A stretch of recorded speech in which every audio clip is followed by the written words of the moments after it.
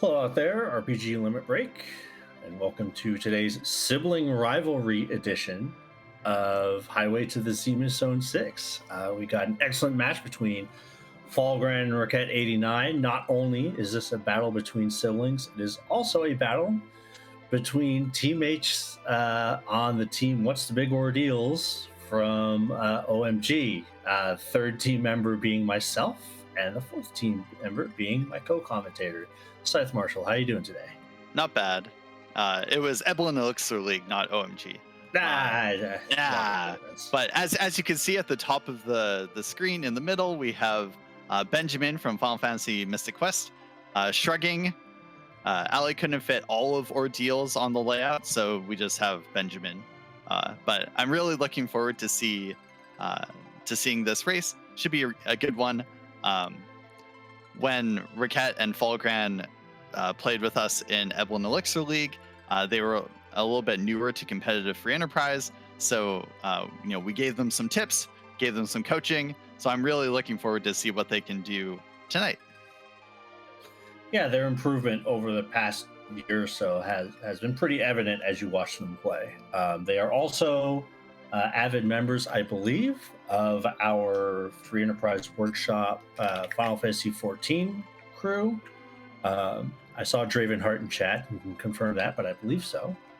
And yeah, let's talk about the flags. We do have one modification. For some reason, they decided to agree on Forced Hook, which you would not think they were teammates of mine if that was the one they selected, because that's the one I'm never, ever going to pick, but it is Force Hook. So, Scythe, how does that make you feel with this particular flag set? So Force Hook's pretty fun. It means you can't go underground through the Magma Key. You need to go through the Hook route. The King Queen Ebelin spot, which Flurry has many opinions about, and Rubicant are both fast spots. And in this flag set, we have Sea Hero, which means our hero, Palom in this case, will be our agility anchor.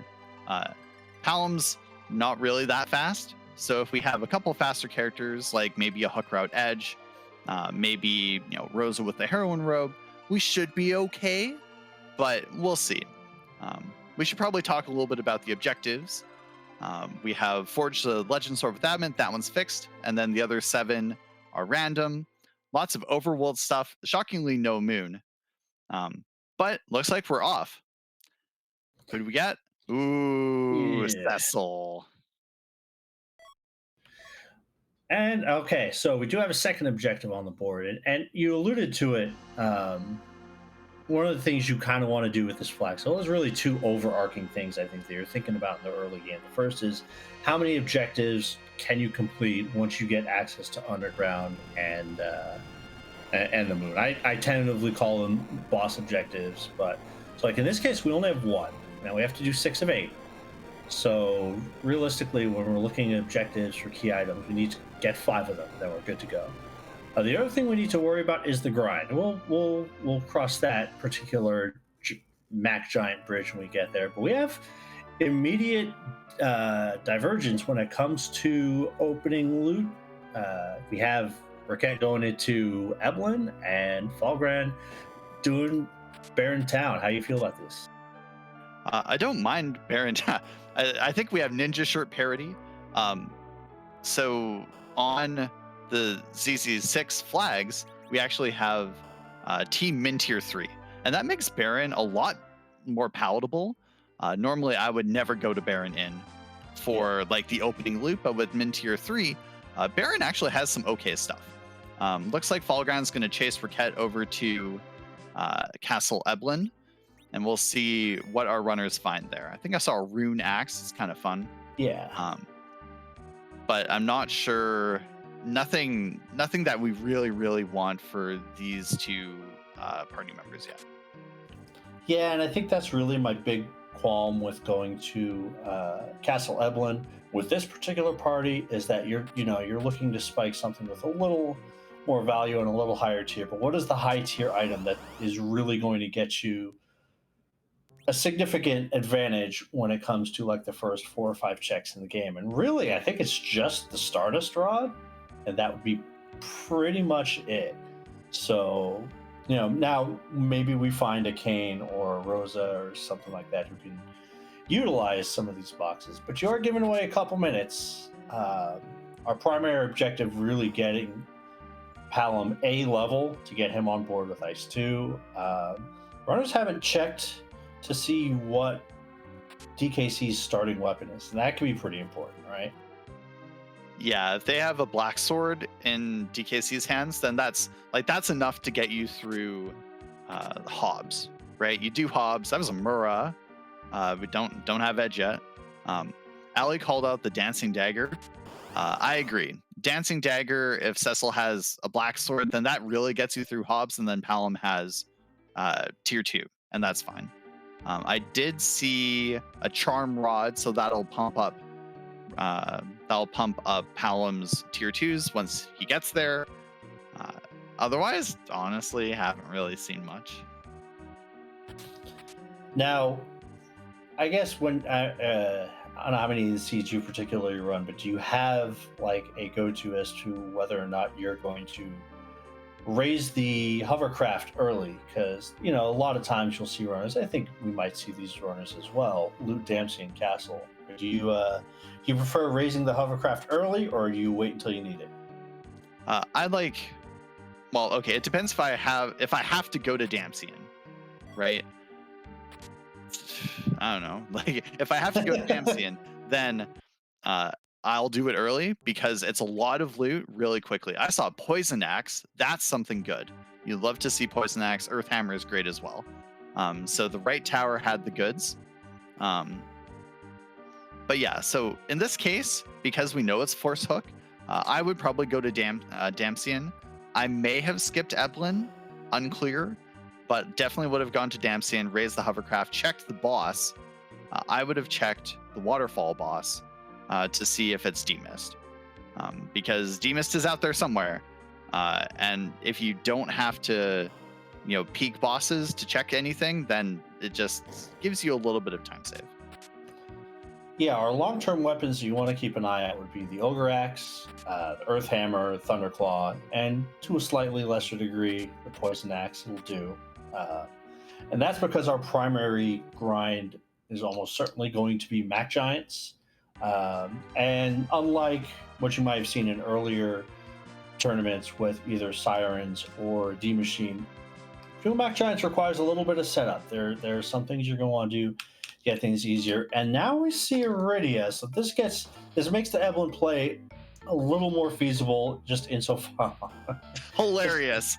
Absolutely hilarious. They're gonna do it. Yeah, they are gonna do it. All right, you want to talk about what's going on here?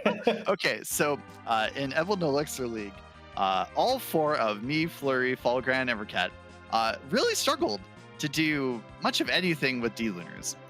What you can do in this fight is reflect breath back at the D-Lunars. They turn into frogs, and then everything's great. So what we found is that all 4 of us just couldn't get any sort of luck. We were always going to get one D-Lunar and not both. So our runners have gentleman's agreement. Poor Palom. Our runners have gentleman's agreement agreed. I don't know what the verb form is here. To do reflect strats on the D-Lunars, and then we'll see if anyone gets both D-Lunars frogged. D-Lunars 1, Reket 0, which is a little unfortunate. I think that's actually not a bad spot if you just throw your Dancing Daggers. Like, you'll get there eventually. They're not that fast. They do punch a little bit. So in this, because of the specific meta play, this was going to be not so good. The fact that we don't have any healing is kind of unfortunate. Yeah, we don't have a lot of HP here, and Iridia with only 30. It does kind of beg the question, especially since Iridia is probably not going to survive this fight if they're going to let the Lunars have all 6 of their turns before they decide to use the breath. So knowing that a Mac Giant grind is kind of on the horizon at some point in time, what runners will usually like to do is have a slingshot setup, which is, if you'll want to see characters sometimes who is just kept KO'd. A lot of times in earlier matches, you would do that for agility anchoring.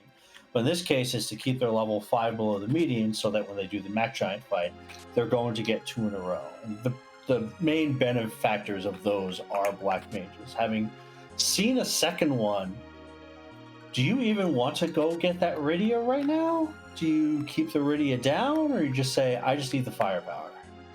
I mean, if we had found a good summon orb in Eblin, like if we had found Bahamut, then absolutely I take Rydia. In this case, totally fine leaving her down. Reket bouncing off Ogopogo in the Antlion spot. This party doesn't really have the means to do a lot of damage that doesn't provoke, counters.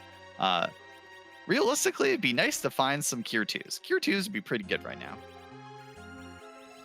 Yeah, Cure 2s or a Black Sword really is what probably gets us through at least Ogopogo. And unfortunately with DKC, that's pretty much the only weapon he can wield that has any kind of significance. Yeah, it's kind of unfortunate. DKC is a one-trick pony, and I don't think he started with that. Big shout out to. Oh yeah, you got it. Yeah, well, welcome to Dragon Warrior Randomizer. Thanks for coming in. Playing some free Enterprise, FF4. We see Rubicant in Fabul. Probably not gonna attack with Cecil. The counters do too much damage.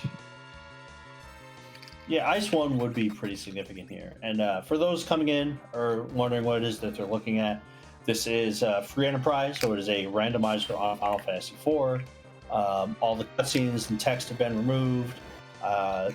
There's generally no random encounters. If you're interested in checking it out, ff4fe.com is where you go.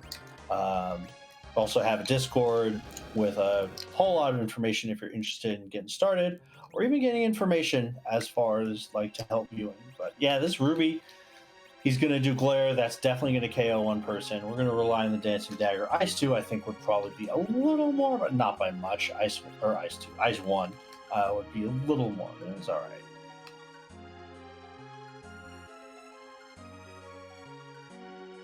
We don't want to use all our life potions here, that's for sure. That would be the big downer. We start with 10. Now they're available in shops somewhere, but if it means you have to spend time shopping, that can feel bad. And we get through, so we get 4 levels: Ice 2, Fire 2, Lit 2, Stop, all on the board for Balam. Not going to help Ogo that much, and not going to help their Gentleman Agreement D-Lunas that much, but we're good to go.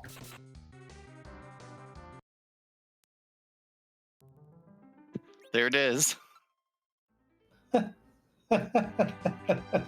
We found our hook. So that is our progression as far as getting underground. For some seeds, depending on the power, is usually a interesting discussion to have about whether or not we want to go to Castle Eblin right now to loot and get the character check. I don't think it's an interesting discussion here. I think they're immediately going to the cave to find somebody. I agree. It's too important. Also, side note, Falgran buying 5 silk webs. I love that purchase. Silk webs are so good on this flag set. Yeah, when you don't have an agility anchor, the bosses that have an unfair speed advantage get to actually exert that unfair speed advantage as opposed to having it cursed ring or level 1 Rydia out of them. So silk webs, super important, especially when we get to some of the high speed bosses. And yeah, there's the Black Sword from Damsian. Should have gone to Damsian. Yeah, but yeah, whatever character we get here, really nice to have. Hopefully it's not a dupe or a bard. We're getting the information as well that the Water Hag is off the table, which is kind of a bummer to see. But also, if you see like a blue robe at the top of the tower going down, or a blue robe in the Fey March, we know what it is. It's the alt dog.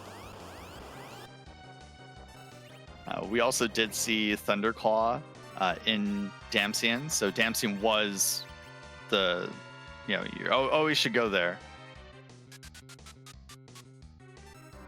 And Falgran immediately putting those silk webs to use. That'll make this Rubicon fight a lot safer, I think. Yeah, we won't get hit by nearly as many glares. So you probably don't want to be attacking with Cecil without a black sword. He might not have even gone into the equipment screen to see what it had, but if that Cecil is swinging a dark blue sword, it's the Shadow Blade, which is arguably the worst weapon in the game. Pretty close.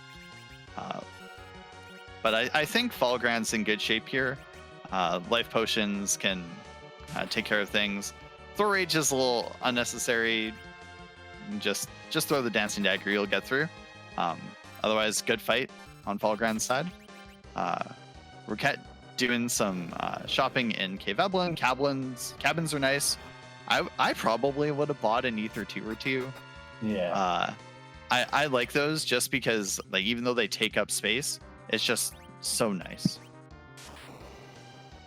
Yeah, I think they're very much worth it in several different scenarios. Can save you from the time of having to actually use a cabin, but finding the cabins is pretty important as well, because unlike a lot of other flag sets, we don't start with camping supplies. I get the Ruby talking script, Grunt Ruby GL in chat if you have it.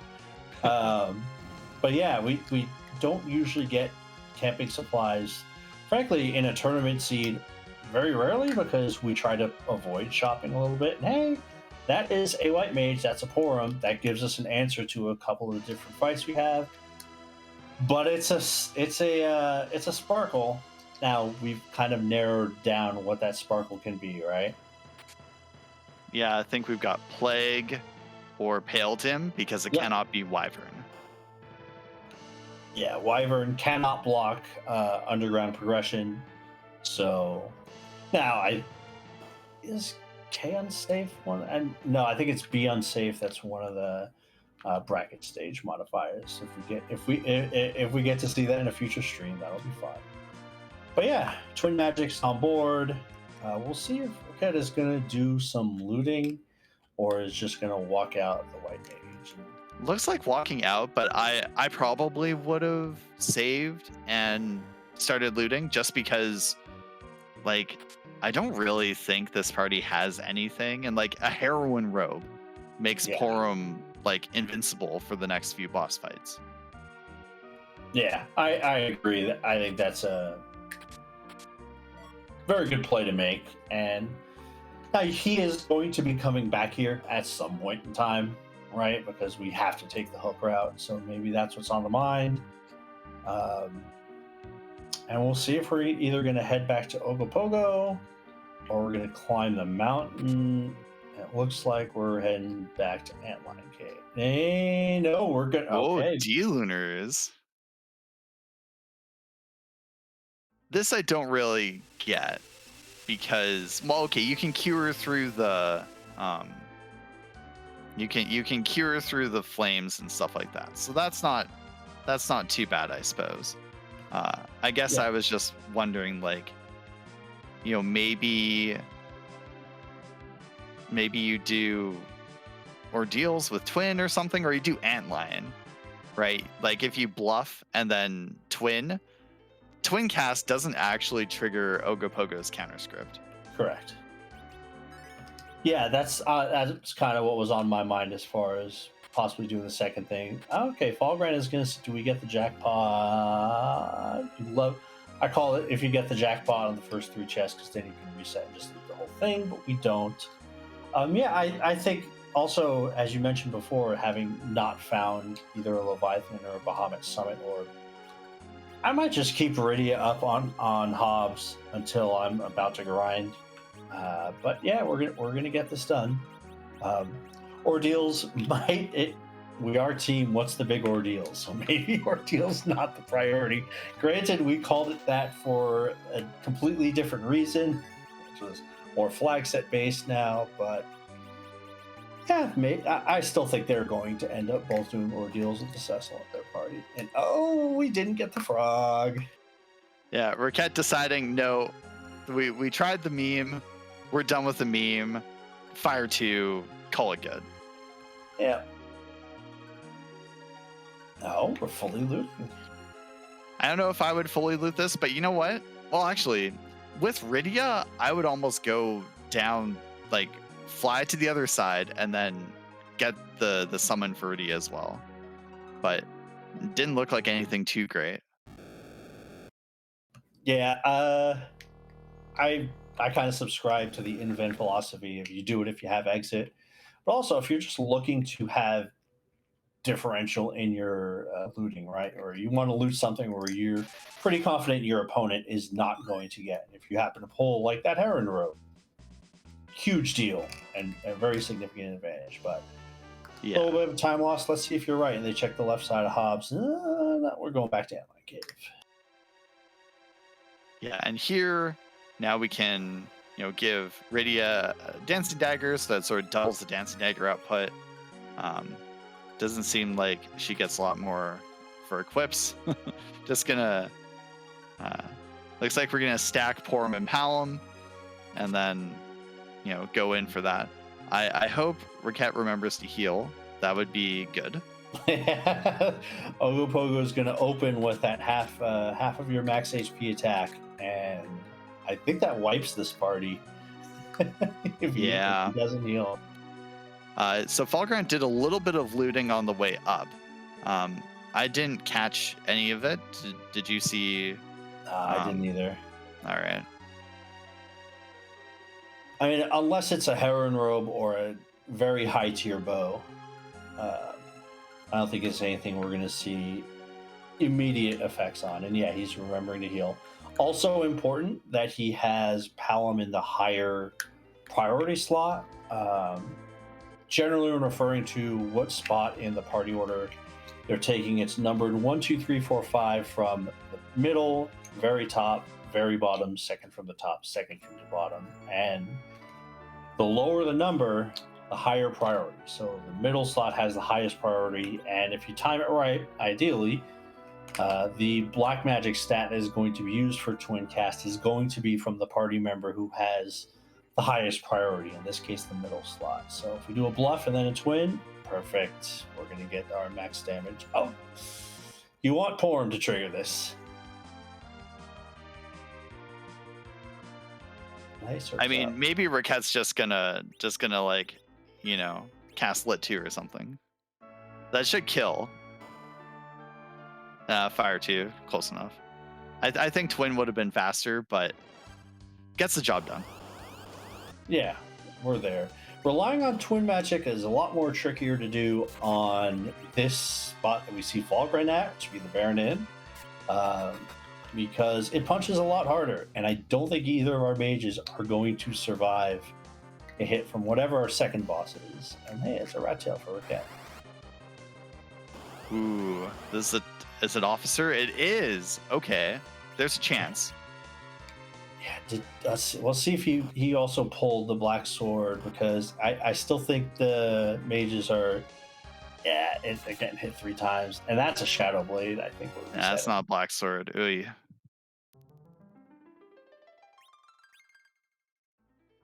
So there's an NPC in Baron, and the NPC says, doing Baron Inn early is not a good idea. Yeah, it's the one right next to Baron Inn, right? Or I think it's the weapon shop. Yeah. Yeah, because I run into that bloke half the time when I'm trying to open the weapon shop and mashing A. So from the Antlion Cave, looks like we got the rat tail. So Reket is turning that in now. What do we get? That's the Baron key. All right, here's the chain. You had to beat Antlion Cave to get 2 objectives. And this could be a very, very hard required Antlion Cave, which, usually you anticipate your opponent clearing Antlion Cave at some point in time, unless they're obsessively making sure they have exits before doing it, or they just want to meme. Both of those are certainly things we've seen over the tournaments in the past couple of years. But yeah, finding the Baron Key is nice. It means we'll be able to do both of them without having to go around the world. Party's not great for this. There's still an argument to do ordeals right now, or if nothing else, get up to virus. Well, yeah, let's see which way he takes it. All right, it looks like Falgran's going back into Baron Inn. I don't know how well. Like, it's possible that this goes okay the second time, given a little bit of healing, but we'll see. Yeah, the Yang wasn't the boss we wanted to use the Silk Web on per se. It's probably the next one. But yeah, we need some pretty significant armor, I think, in order to be able to get through one round. Now, the soldiers only have like 10% of the max HP cores, somewhere around there. So I think we're looking at like 400 HP per. So it's doable. And all right, Palom survives. So you're saying there's a chance?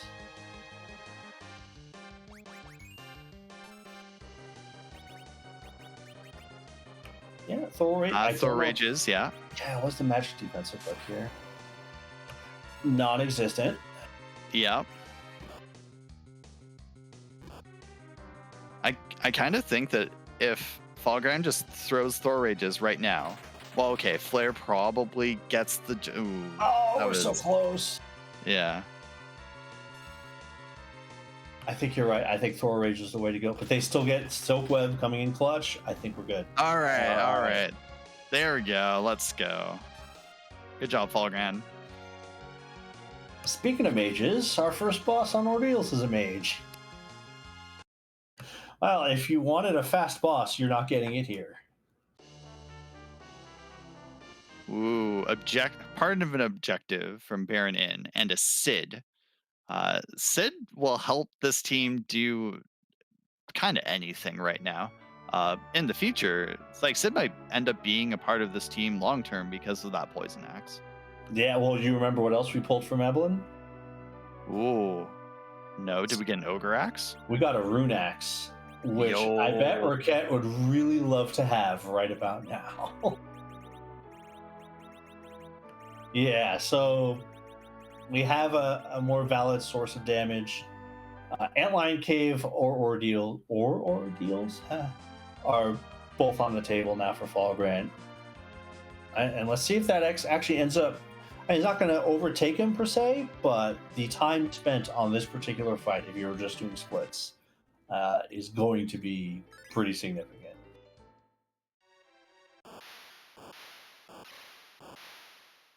All right, good job though. Okay, getting it done. Who do you not want to see as the second boss? Valvalis. Yeah. We found our underground access, so every boss is on the table here, and Val is a stop sign. Luge is not a stop sign. My baby, you hurt my baby.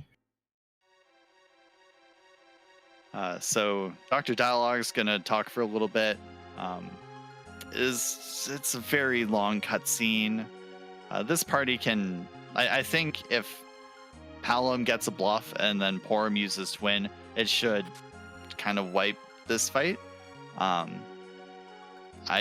don't anticipate Reket having issues here, but Radiant just fell down, so who knows? Yeah, it's annoyingly fast, and getting the extra turn can be troublesome. If our HP is really low, that laser may actually do damage. From our perspective, this is another boss where having that lit arrows, that will do. Because Sid's also going to come in with I think they got like 3 Earth Hammers from Evelyn, so that'll help with this fight. But those lit arrows, that'll get the job done too.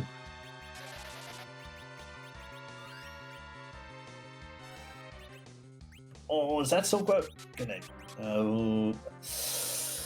Falgran might be in trouble because that's going to draw a counter, and if this Dancing Dagger does not kill, it is. Yeah, Okay.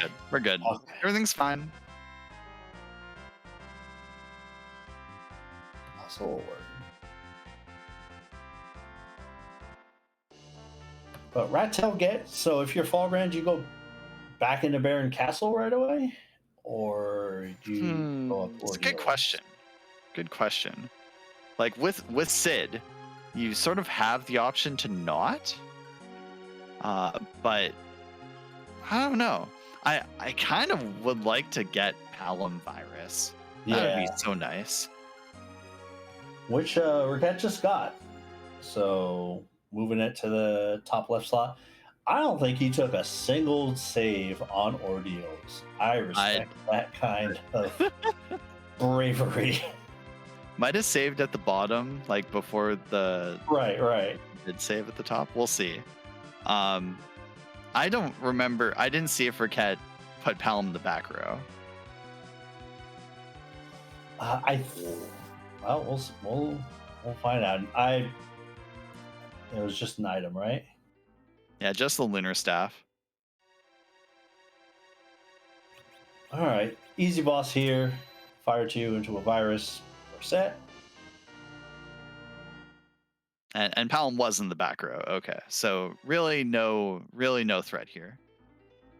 Yeah, I may not even see a physical attack. It won't happen until turn 3 for Milan. And yeah, there you go. Virus. With the Charm Rod boosted, you can see that is definitely our next damage, step up in damage. So only Baron Castle left for him. Falgran. We'll see which direction he decides to go.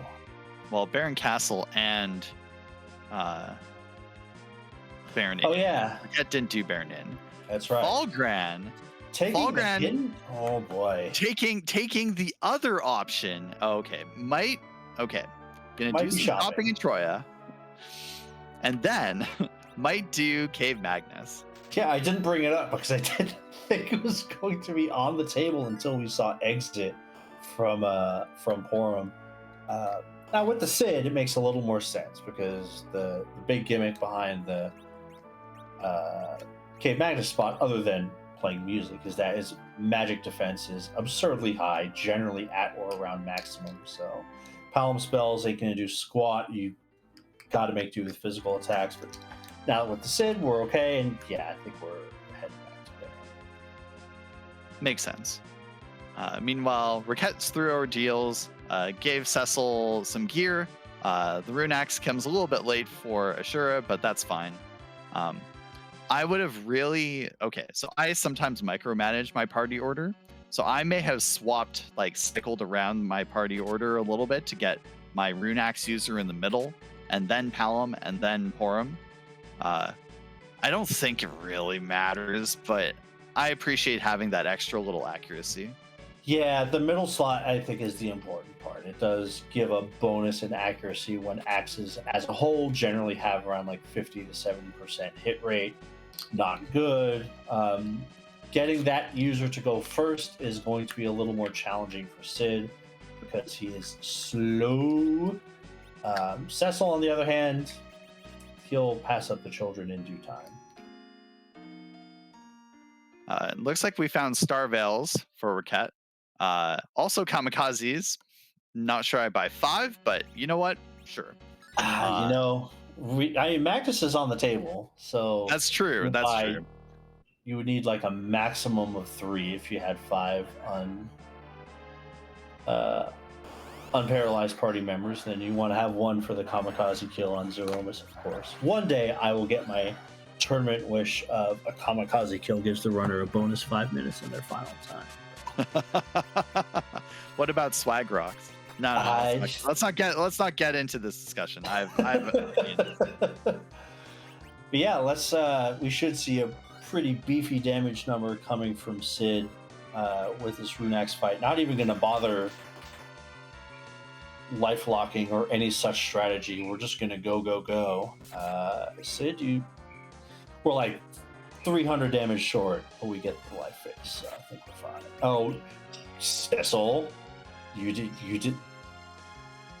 think we're okay. It's fine. It's fine. Dancing Dagger is fine. Yeah. All right. Reket through the karate part of Baron Inn easily, going into the officer-soldier fight, not sure what the plan is. Searching inventory, definitely unsure. Gonna use Medusa arrows. All right. This whole should work relatively well. The speed here is low, so getting their ATB empty is much more forgiving than it would be in a spot where they're faster or not impossible. And yeah, if you get the officer down, the soldiers don't know what to do without his stellar leadership and start attacking each other. So very, very clean fight, and we're rewarded with an adamant rock. Very, very slick from Reket there. Nice work. I think at some point you sort of say, oh, I'm just going to parry around and I'll cover, because Cecil can cover, right? That's an important part of his skill set, I guess. Yep. Could just cover Palom and then Palom casts Virus, and then you're done. But that worked too. Yeah, there's definitely a couple different options on the table. Palom could stop the officer, and that's, again, without his leadership, they don't know what to do. So they're all essentially doing nothing. Then cover in preparation for that if you're worried that Virus isn't going to one-shot, so on and so forth. And yeah, Falgran takes care of the first. He might not even take the time to switch to an Earth Hammer. If Sid's going first, it should be a one-shot. I mean, he's not going first, but he'll get there eventually. He's a slow boy. Hey, go ahead. No, I was gonna say the fun part about Luge is that you'd think Lit 2 should do a lot of damage, right? Right. It's only machine killing gear, and the spells just don't do that. Good old FF4. I'm just very happy to see Reket showing off the rare how you get to the treasure boxes in the Baron weapon shop. Yeah, all those shops just have those treasures there. Shouldn't you be able to go back there? Turns out in this shop, yes. They're totally okay with it. It's kind of, it reminds me of what's the castle in Career Day? There's one of the castles where you go in to the shop from the back end, and the NPC is supposed to be like, "You're not supposed to be back here," and he pushes you out. But in Career Day, that's actually a key item, possible treasure chest location. Oh, that's hilarious. So he could give you something really important as a reward for trespassing. Is that Sergate Castle or something? Or is it World 1? It's in World 2. It's in World 2. Okay, yeah. It's either Baal or Sergate, one of the two. Yeah. All right, so Reket showing off that you can indeed save your game in Baron Castle. Rybon, are you watching? If you've seen in chat, if you notice the save emote, that's from a race where a runner did not save before going into Baron Castle. I mean, there are countless misadventures of runners not saving their game in the name of saving 5 cents to lose $20. It happens, we're trying to go fast. You're going to forget it once in a while, or you're going to do it too much. All right, so at the Baigen spot, we have Dark Elf, not particularly threatening. The second phase, the Dark Dragon, does not have the boss bit, so Palom will probably cast Stop. Could also just cast Virus twice. This fight is not hard. Yeah, you could have Iridium. I believe she learns it at 15. Which she might. I think she's a little short at, but that would work too. But yeah, I guess the annoying part is just the weak cast or the piggy cast, just because you have to take the time to heal or unpig your character. But yeah, no worries here. It's the second spot that can be a little dicey if we see our favorite Tornado Lady, a spot that uses magic. Magus. Well, Magus was would depend on whether or not they decide to attack Sid first. Yeah, it looks like Porum has exit for Reket, so Twin Harp looking like a possible option soon. Also has Berserk, that's what we want. Reket opting to loot part. Okay, just the 3 chests. There is the whole right tower. You could loot more. Baron Castle's an okay loot destination, but don't need it for now. Oh no. Man, I was just having a conversation with Invan about what is your least favorite Valvalis spot, and he answered this one. Sure enough, good luck trying to hit her. It's not gonna happen. I think it's not possible. I agree. I'm pretty sure this is reset because she has full magic evasion, so we're not going to be able to cast any spells. That dancing dagger, as you can see, it may have stuck inside the tornado, but that's about it. And the evasion here is also like 6 or 7 99% evasion rolls. This is. I looked this up. I looked this up at some point. It's a lot. We would basically need either a very high level party, Rosa with aim, or Edge with dart. But the good news for Reket is Falgran's going to run into the same tornado lady, so it's not going to be a time loss unless you go back. Oh, he didn't honestly have a save outside though. So yeah, but like, oh well. This is Falgran's gonna go in, have the same issue. Where do you go now? Twin Harp? Yeah, I think you got to go twin. You're not objective, coming right? back. You have to do it. Yeah, and you got Zerk, like you said. Well, actually, no, they probably don't have Zerk now because they got it from that Dark Elf fight. But I think you got to do that next. You could invest time into Evelyn monster boxes. It's totally a feasible strategy. We have, Cecil covers can really come into play. We have the necessary weaponry to at least hurt the ogres and stalemen. But yeah, I think Magnus ends up being the way to go. And Porum, as long as she lives through the fight, we'll get exit afterwards. So, like, exiting out will not be an issue. Right. Troy shops weren't so great. There was a couple okay things. Yeah, mute arrows are all right if you don't have an elven bow. Cure 2, I love to have. Yes, please. Yeah, ether ones for sure. I'd buy like 40 or 50 because they got a little bit of a price cut at 4.6, and it's much easier for me to mash an AR plank than it is to try to find Cure 2 and Cure 3 in my white spell list and then select the character. That's fair. I didn't notice that they actually got a price cut. I'm pretty sure they got like a 50 GP price cut. I didn't think that was the case, but I'm sure. I'm sure it's on the changelog somewhere. Oh yeah. So Dekar in chat brings up a good point. Thanks to Alisale, our restreamer, for rolling this hot garbage seed. Lovely. Also, shout outs to Scarcerer, our tracker, for pushing the buttons. Hasn't been too much to push so far.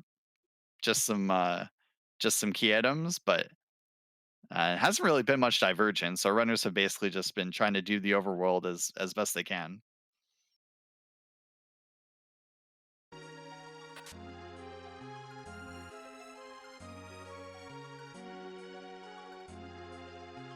I was scrounging to try to find that changelog. I couldn't do it. Oh no! Yeah, this is we'll see what boss we get at Cave Magnus. Like, is there a boss you feel like we can't quite do here? Like, we don't have a lot of damage, so Wyvern could get us to you really don't have to say anything more than Charmvern. So Okay, yeah, there are definitely some pretty awful witch burns that you can get there. all right, so Reket has used the kamikaze in slightly the wrong order. Palom has more HP than Porum, so probably could have gone backwards. But Reket has 5 kamikazes, so you just throw all 3, and it's fine. Yeah, that'll work. I was for a second I was wondering, you might think, oh hey, kamikaze would work on Valvalis. Nope. You try to do a kamikaze, it'll miss. Your character will still be alive, but it'll miss. And yeah, we're gonna see. We have our randomized harp song. So as much as I love talking over harp songs, we'll let him do his thing.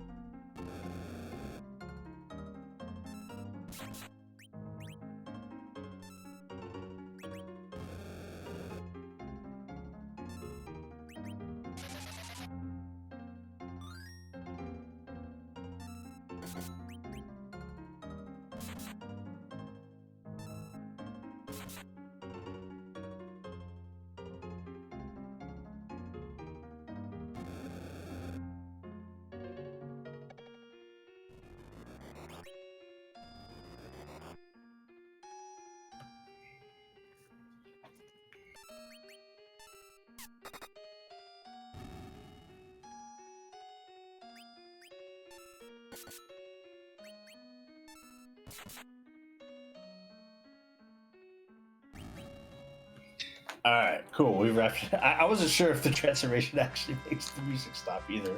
But yeah, King Queen Upland meant we could have done this right out of the gate. Not that it's something you would normally do. Reket probably costing himself a little bit of time. That fight will, as you saw, go into the cutscene after about, well, it's a minute and a half on RA1, where they aren't RA1 here. Might have been better off just letting that cutscene go. Gets a Dragoon armor for his trouble. That's going to be great for Cecil covering in the future, but not helpful right now. Falgran is going to not do Cave Magnus and is heading down the hook route. How do you feel about this? This is, I don't think I would do it. It's a gutsy play for sure. Possibly could just be looking for experience. Right, if you life glitch a bunch of these, then you're gonna get, like 12. I think you can get something like 12k XP. Yeah, it's right around there. And that's for this party, like level 1 Cecil, right? This party gets a pretty significant damage boost, like DPS boost from that. We'll get Quake for Palom. We'll get, I don't know if Porum will get Blink, but like it's not a bad play. Yeah. I don't really know if doing, like, I think I probably would have checked Cave Magnus first because it is an objective. But I can't really say no, this doesn't work. Yeah, and for reference also, since we are on Forced Hook, that can't have the Magma Key, so you don't have to worry about the nightmare scenario of leaving something in the overworld, then finding out it's a Magma Key and you spent 15 minutes later. I actually like Reket's a little more, like if you're going to invest time in the levels. The 4 Ogres can do pretty significant amount of damage. Not that Castle Evelyn is any, like, much less deadly, but it's also a little faster to get to. So, yeah, I think we're looking to get levels for this hook route. It was a Sparkle. We know it can't be Wyvern. We've seen D-Lunars and Ogo, so it's either Pale Dim or Plague. I guess the other thing I'd kind of, with a Dragoon armor, it'd be really risky play, but I would think about just diving, knowing that you could do Plague without having to do any damage whatsoever. Do you think they know how to do the Reflect Kill on Plague? Ooh, that's a good question. I think we might have... one of us might have done that in Evelyn Elixir League. I'm not sure if that's part of their skill set. Yeah, we both know how to do it, so I'm not... Oh, did we what? Falgran accidentally burned his siren because he misclicked. He was trying to cabin and then pulled the siren on the save tile. Oh, man. No, that feels bad. That is something they got from watching me. Also, so the Mad Ogres times 4 gave 16,000 experience. Palom has Toad, but not Quake. So the party is like, okay. Oh, Evil Wall. This is so gross. Why? Allie. 777. Oh no. So yeah, this spot, I'll try to leave the soapbox in the closet, but this spot has No, do it. Okay. In vanilla, this is a cutscene. It is not a spot that is supposed to meant to attack you in any meaningful way. However, being, you're going to code for Enterprise, the decision was made, well, we're going to give it something. And the stats it was given was incredibly high physical attack to go with its already high speed. As if that wasn't enough, Evil Wall is a cheating little cheater and is going to take extra turns regardless of what the agility situation is.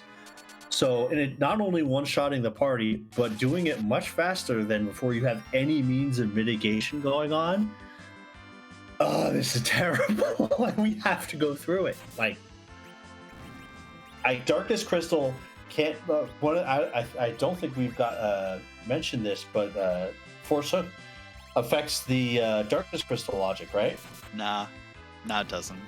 Oh, it doesn't? Well, okay. It doesn't affect the Darkness Crystal.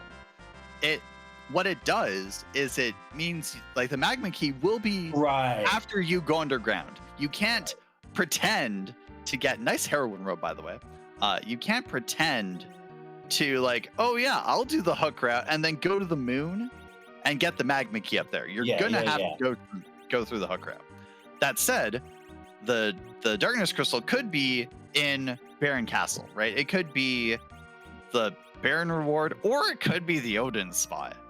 I don't think either of our runners are going to do that unless it's.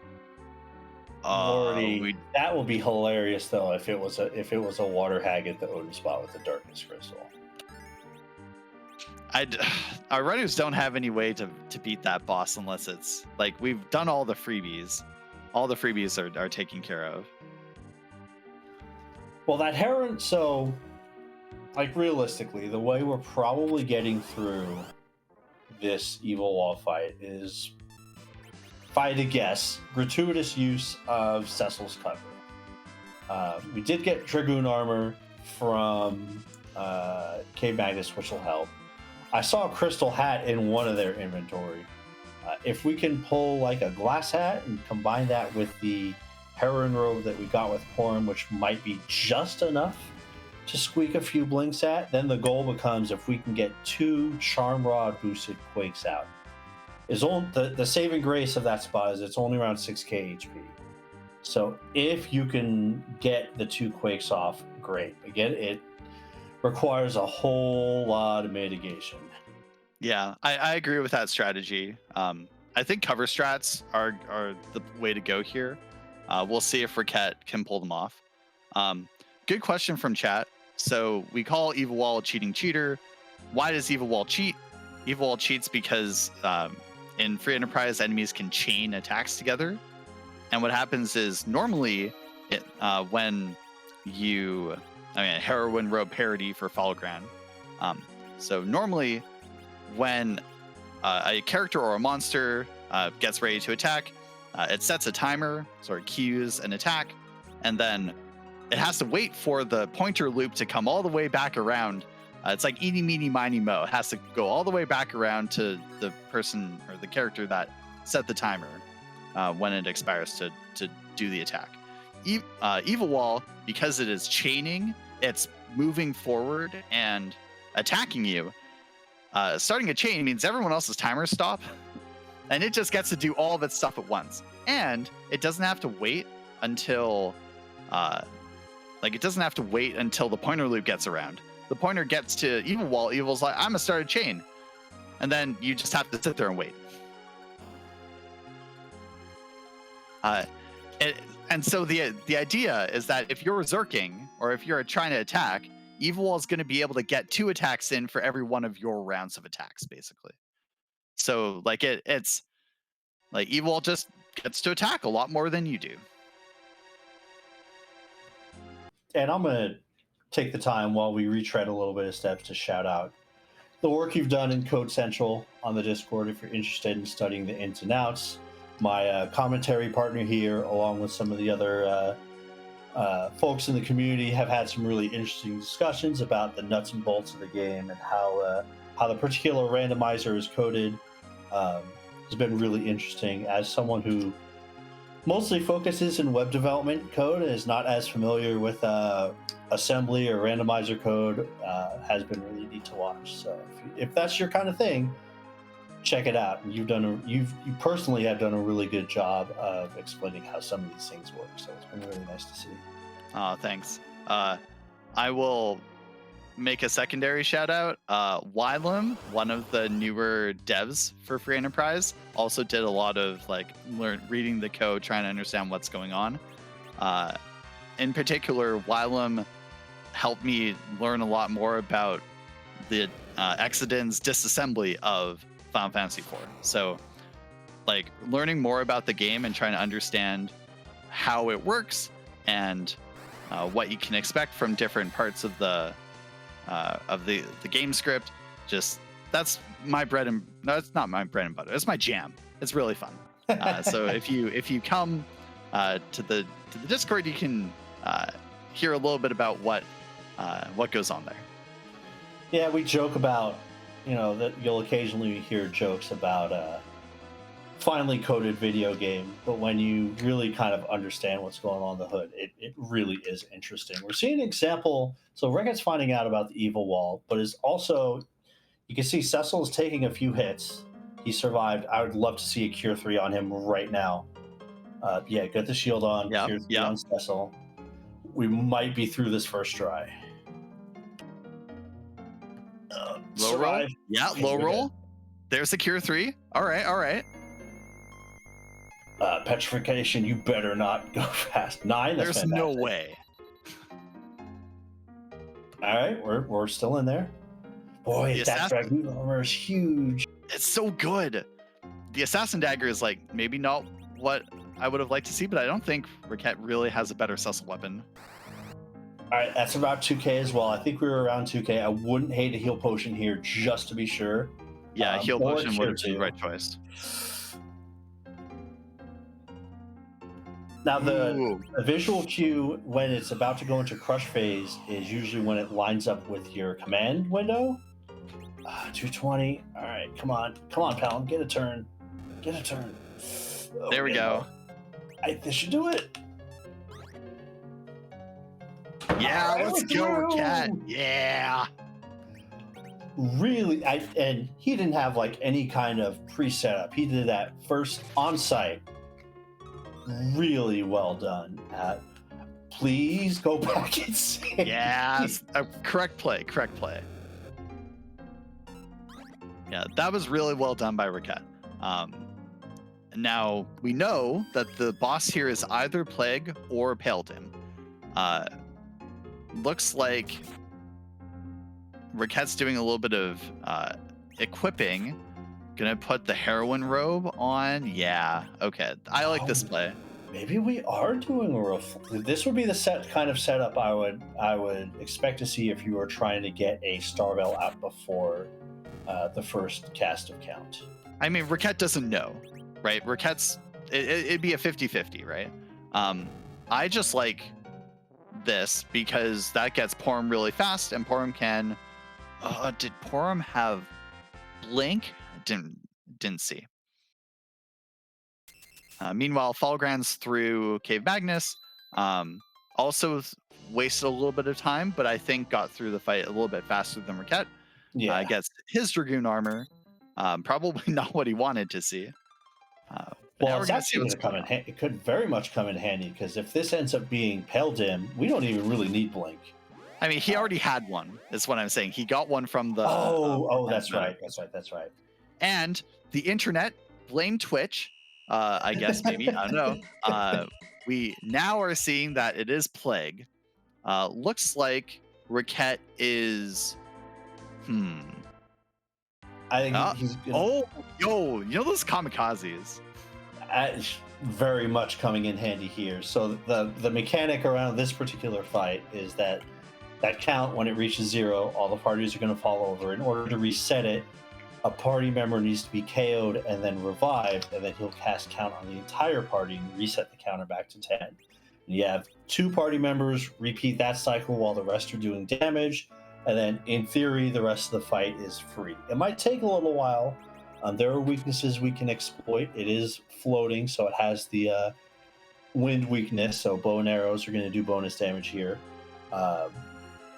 But having those comics, sometimes, when your party members are armored up for, dealing with an evil wall, it can be difficult to get them down in time for the count, and having that kamikaze, especially, that character isn't going to waste a turn, it really boosts the effectiveness. And, we were talking about the 5 kamikazes.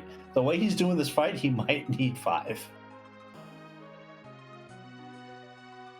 Also, Reket switching to Virus. As you might expect, you cannot defeat Plague with Quake. Does not do anything. Rydia manages to knock herself out. Great. Probably will wait a little bit and then life up with Porum. One thing Reket did is throw a Silk Web on Plague. I don't actually like that because it delays Plague being able to count your party. Yeah, and the fast casts are actually beneficial to your team. I think the idea when it was programmed is that it would make the counter speed up. It doesn't do that here. But the fast cast for a Zerg party would also help as well. Yeah, that's the kind of thing you would do if we were going to do a reflect kill on count on Plague. You need to slow him because the countdown timer, you won't see the numbers above Plague's head, but it will actually work. And when that invisible counter reaches 0, he will actually get KO'd. The problem becomes if he's relative agility 1, which is the fastest you can be, which means is his spot 2.5 times the agility of our hero, which is Palom, and probably is. Then you have to cast either slow or use Silk Webs in order for it to correctly trigger. But we're not doing that here. Falgran might consider doing that. We'll see. In my opinion, I think it's the fastest way to get through with this particular team. But I understand, doing what you know to get past this boss after seeing that evil wall. I totally get it. Yeah. One thing that's working in Riket's favor is Sid having a bow and arrows. So Sid's going to get double damage on, I think it's Charm Arrow's Elven Bow. which Yeah. I would have loved him to be in the center slot, but you know what? This works. Sid's hitting pretty decent damage. So Yeah, the hit rate meanwhile, on arrow is not as bad. But so is Falgran gonna try this Val again? Falgran's going back for Val. I don't know. Rikette's through Plague, nice work. Pitfall's going to be around 102.30, not bad. So Val, I'm not sure. Yeah, I don't what the think it's plan is doable here. here because you looked up. It was It's 5 of 8. 7. Yeah. Well, That was okay. one hit. That's more That's hits than one I hit. thought he was gonna get. But this is a 3,000 HP spot. If we're doing 150 per, we're Yeah, it's having to get- 4,000. It's 4,000. 4,000. Yeah. Might be here a while. So I guess this kind of segues into my next question. Usually, as free enterprise runners, and you as you start to do seeds on your own, you kind of get your own little internal clock. All right, we'll talk about that in a bit. As far as what time you expect to be underground, around 40, 50 minutes, depends on what you feel comfortable. But because we hit that evil wall and because we hit the Val, we're underground at a later time. What do you think that does to the mental stack of a runner when you've had this sort of opening where 63 minutes later you're underground and now it's easy to say everybody is behind, right? I mean, it is, but also, so Reket and Falgran know they know they're not top tier runners, but they know they're around the same skill set, like skill level. I think in the past, Rikette's been a little bit more successful than Falgran's, a slightly better runner, but they're within the same ballpark. And so, based on what they've seen, I think Reket knows. Okay, it was 63 minutes, but like, I think it's gonna be okay. Like, because of all the stuff that we saw, for a rude start and a more difficult flag set, I think Reket doesn't necessarily feel so behind. Right. And then in the race room, before the race, Reket was like, "I'm telling Mom if you win." It was pretty funny. Cure 3's in the Fame shop. Yep, just buy a bunch. I don't mind that. So the other thing I kind of want to touch on, when you walk down from the hook route, you do get to spy the boss, and we saw a blue robe. Now I don't know if Falgran checked the waterfall, but Reket did, so now knows that is the gauntlet, which And is so we're never going up there. yeah, like it's not. I mean, we have super cannon, right? So if we get the tower key, we might do both. And as far as gauntlet goes, that one does have, I believe, 2 searchers, so it's not the worst in the world, but it's also the gauntlet. So Falgran making a quick stop to Mist Cave, checking for Demist, did not find it. I think. So Falgran's done the Twin Harp. I think he's trying to find something. Yes, something else to do. Yeah, I think this is where. So, if you're really looking for like, okay, what do I do with my characters? You sort of run out of spots to fight enemies. You can always turn random encounters on, but like knowing where to do that, it's a little bit challenging. Yeah, I think to that end, like finishing off Eblan Castle might not be a bad idea if you're just looking for something to beef up your party, even just incrementally. Yeah, I don't actually hate getting Rydia here. Rydia's going to get XP from this. That's fine. But even if she hadn't, just in the evil wall fight, that's another target. Yep. Right? For It's sure. like sometimes just like eating an attack, not a bad play. Reket also giving us a look at the bosses in the Fame Arch. Vanilla Leviathan is actually continues the pattern of as you start to become more acquainted with Free Enterprise, that the vanilla bosses being some of the more easier variants of their particular spot. Mom Bomb and Asura, kind of gross. Neither of those bosses we're interested in tackling right now. So sets up the Sheila 1 and then is heading to Dwarf. We'll see if actually check that out or we just go get Sheila 1. Oh, we're gonna check it out. I think if I'm going to do Shield 1, I go to Shield 1. Yeah. However, I don't mind going to Dwarf Castle because Rydia gets 5 summons, and if Rydia spikes Bahamut, then Reket carrying Rydia the whole seed becomes very like, all right, this is pretty good. Yeah, that is a new change in 4.6 where Bahamut is included now in the spells that Rydia can get, and Bahamut is a pretty darn strong spell. So if we can get that, great. If not, we're still getting another character. Who's the first to go in this party? Is it Sin? I mean, I mean, if Rydia doesn't get a good summon, I think that's the easy choice. Exactly. If Rydia doesn't get anything good, toss her. I think it might depend on who it is. Like, I'm not taking Edward. No. No. I don't even know if I take Edge. Like, maybe? But, like, Palom, Cecil, Sid is a perfectly acceptable Mac Giant killing team. And then you sling... Maybe you don't even sling Rydia. Maybe you just, like... Well, Reket still has a Siren, so you sling Rydia, and then maybe you sling... I don't think you sling Porum. She already has Blink. I guess you could. And then you just... you run Reflex strats as Zeromus. So, like, this is sort of the thinking, like, ahead of time. Like, what is my party composition going to be? Now I'm in this mid-game. What's it going to be for the grind into the end game? Reket has to make a decision. Edge is potentially valuable.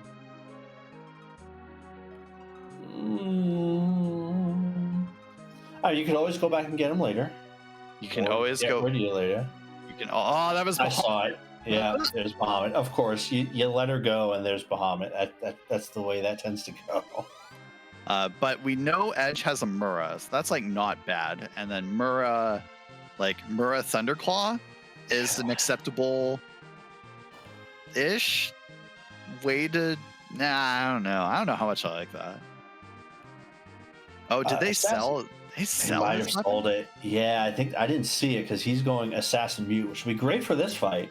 But Mute Dagger or Assassin Dagger plus Thunderclaw is not going to be what you're looking for when it comes to Mac Giant damage. We do get a pretty significant amount of experience. And yeah, let's see what we get from Dwarf Castle. We don't have a lot of underground key item checks, so we're getting very low on things we could check that are not obscenely difficult. Now, the other reason we might want to keep that edge is to throw for the Val. Ah, that's true. That is very smart. So Val is kind of invulnerable almost at that spot unless you have enough physical attack multipliers. Except for Dart. Dart just doesn't care. As long as the monster is not entirely invulnerable, you can dart through Valvalis. That's a spoon. That's really funny.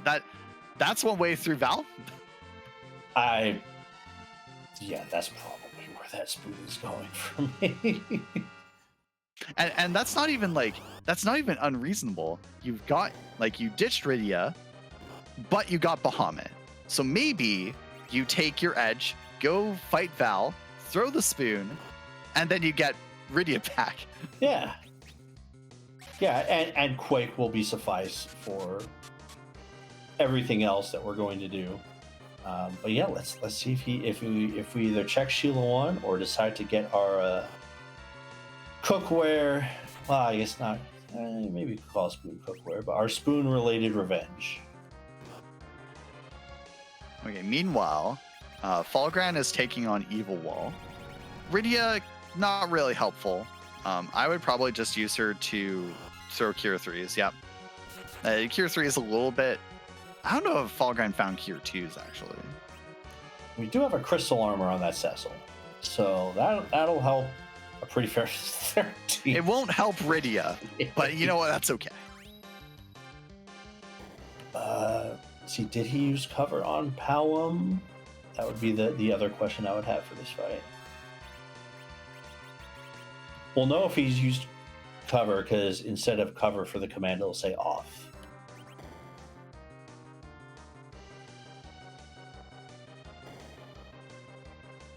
Pinktail Right. did not use cover on Palom, so Palom's a sitting duck right now. But it's Well, okay. Being cooperative. I think Falgran's through this fight. This Quake does it. Let's go. Right. So yeah, that Pinktail could end up being a very big deal. There's some of the changes in 4.6, and also us being on T Pro means the Excalibur and Crystal Sword are in far fewer places than they used to be. But one place where they can be is the Pinktail turn-in. So if I'm Reket, this is, you turn this in right away. I agree with this. And because we've already done the rat tail turn in, you don't need to go to do anything else first before coming here. You just turn it in, see what you get. That's a white shirt. Well, I mean, Porum's happy, although she's actually. I might still keep the heroin robe on her for the speed. I would do that for now. It's possible that in the future you slap it on Cecil, maybe. But I don't know. For the Z fight, it might be a little better just because of magic defense. You could slap it on. Well, I guess Rydia can't equip that. Not now. She can when she's in child form. But yeah, looks like we're gonna get our Val revenge. So that may have been the onus for keeping the edge. Okay, so remember how Reket had 5 kamikazes, and then there was a lot of kamikaze usage, and it sort of kept the count strats going. Falgran does not have that. So Falgran had to knock Rydia down the hard way.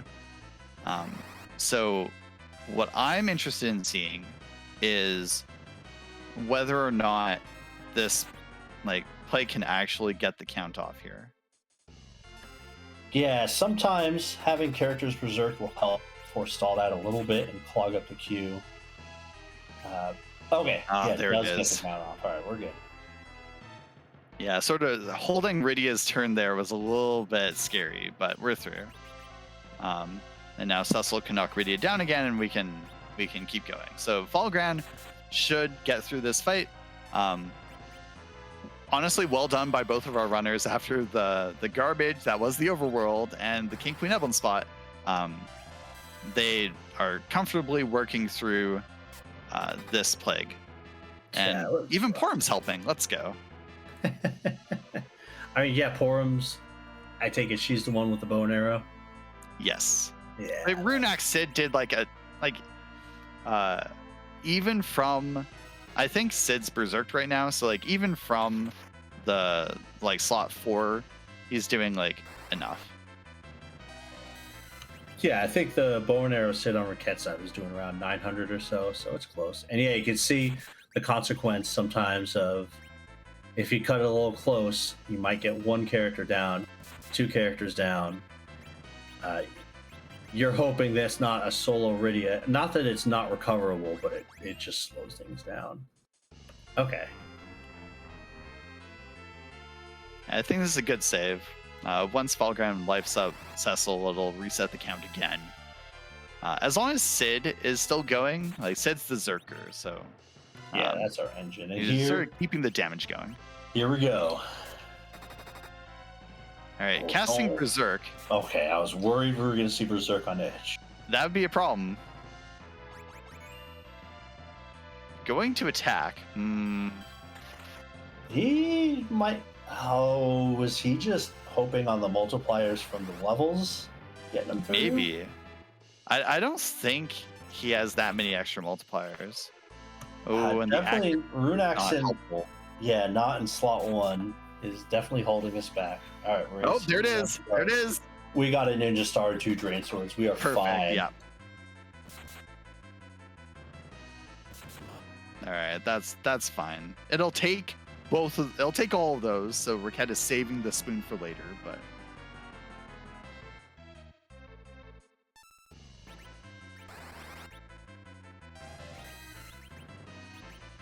that's one way through this fight. Yeah, I mean, I've seen races where runners will actually buy like 5 to 10 Slumber Swords to this effect. Slumber Swords are an amazing dart, and they're available. That kamikaze is not going to work, but it didn't matter. Through Val, that's an objective. We'll see what else the reward is. Meanwhile, Falgran is going to pitfall around 118, so about 15 minutes behind, but has similar party. Too pretty, very funny. Wow. Had gone back for a second try at Val before, so I don't know. We'll see. Yeah, and we still have possible moon routing to take into account because we still need a fair amount of key items. There's definitely room as far as routing goes to change it up. That duplicate Rydia, like Scar is mentioning it, that could have actually saved you a Mysidia trip if the plan was to make you spawn it. Yeah. Sometimes the game sort of tells you it knows. If this is darkness. Oh, it's a package. Package. Very funny. Do you check this? No.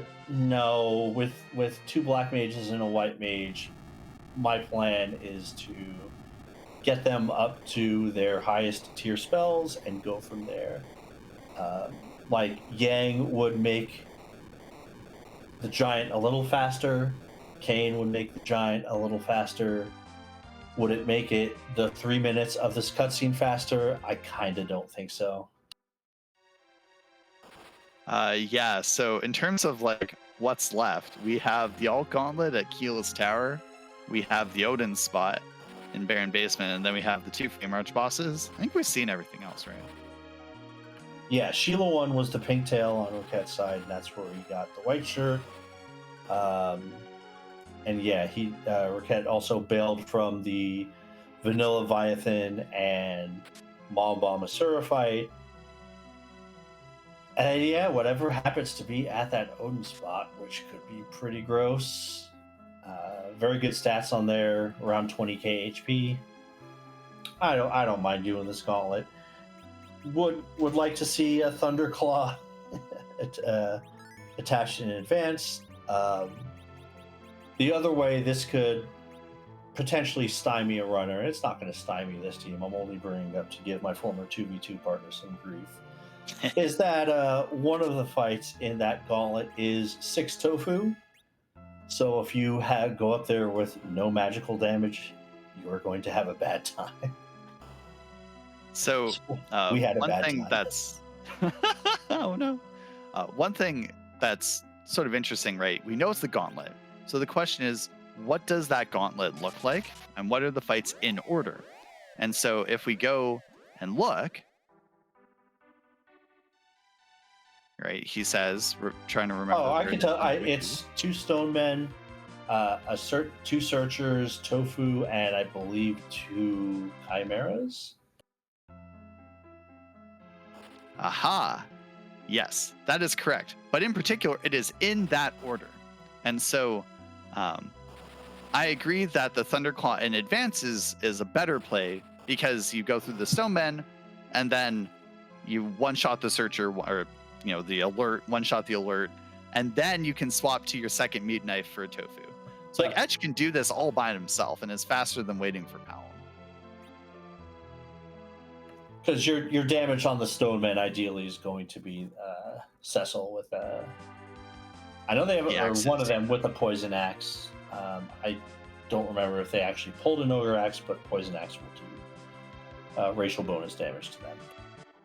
So I see Falgran also picking up the heal pot outside of Dwarf. I think he was just in Sylph Cave. We'll see if he goes Dwarf as well, or chooses to actually check Shield 1. Looks like Dwarf. Yeah, I mean, you could tell they've traded training notes at some point in time. That's their routing is almost is identical upon going underground, but we also like don't have a lot of items to invoke variants to that end. All right, so here's the 4 like Edge. Come on! Wow, see, Annadelle has always been telling me Thunderclaw Edge on the Mac Giant is just a recipe for disappointment, and that is why. It really is. Like so the Thunderclaw hitting a racial weakness means it does 4 times your attack before other stuff. The obnoxious part is that Edge's other weapons are like 40 and 50 attack power instead of the Ogre Axe like 80. So really not that great. Although Charmclaw Edge is a little bit of more of a disappointment. Yeah, because Charmclaw has a hit percentage, I believe, 50. It's 50, yeah. Yeah, it's not great.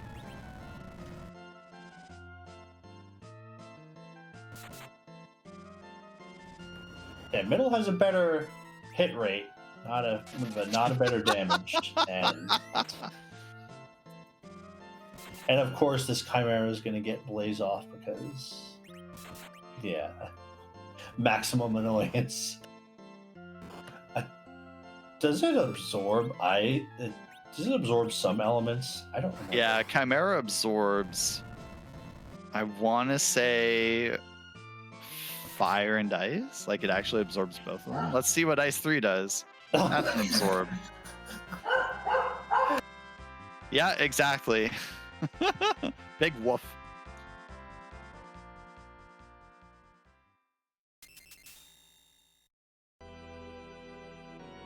All right, so here's the tofu. There's the tofu. Swap back to your meat knives. Throw flame. I mean, actually, you don't even need the magic boost. No, Blitz would kill. I was just going flame. Sounds good. Falgran threw the Octomam fight, making the same choice that Reket did, taking Edge over Rydia and then being very disappointed that Rydia got Bahamut. Did I see Leviathan and Bahamut in that spell list? The game knows. Yeah, that Gungnir has Val's name on it. Did keep his Mura, though. Yeah, you might want and that. And then choosing to swap the Mute Dagger, yeah. Okay, yeah, he should have one-shot these.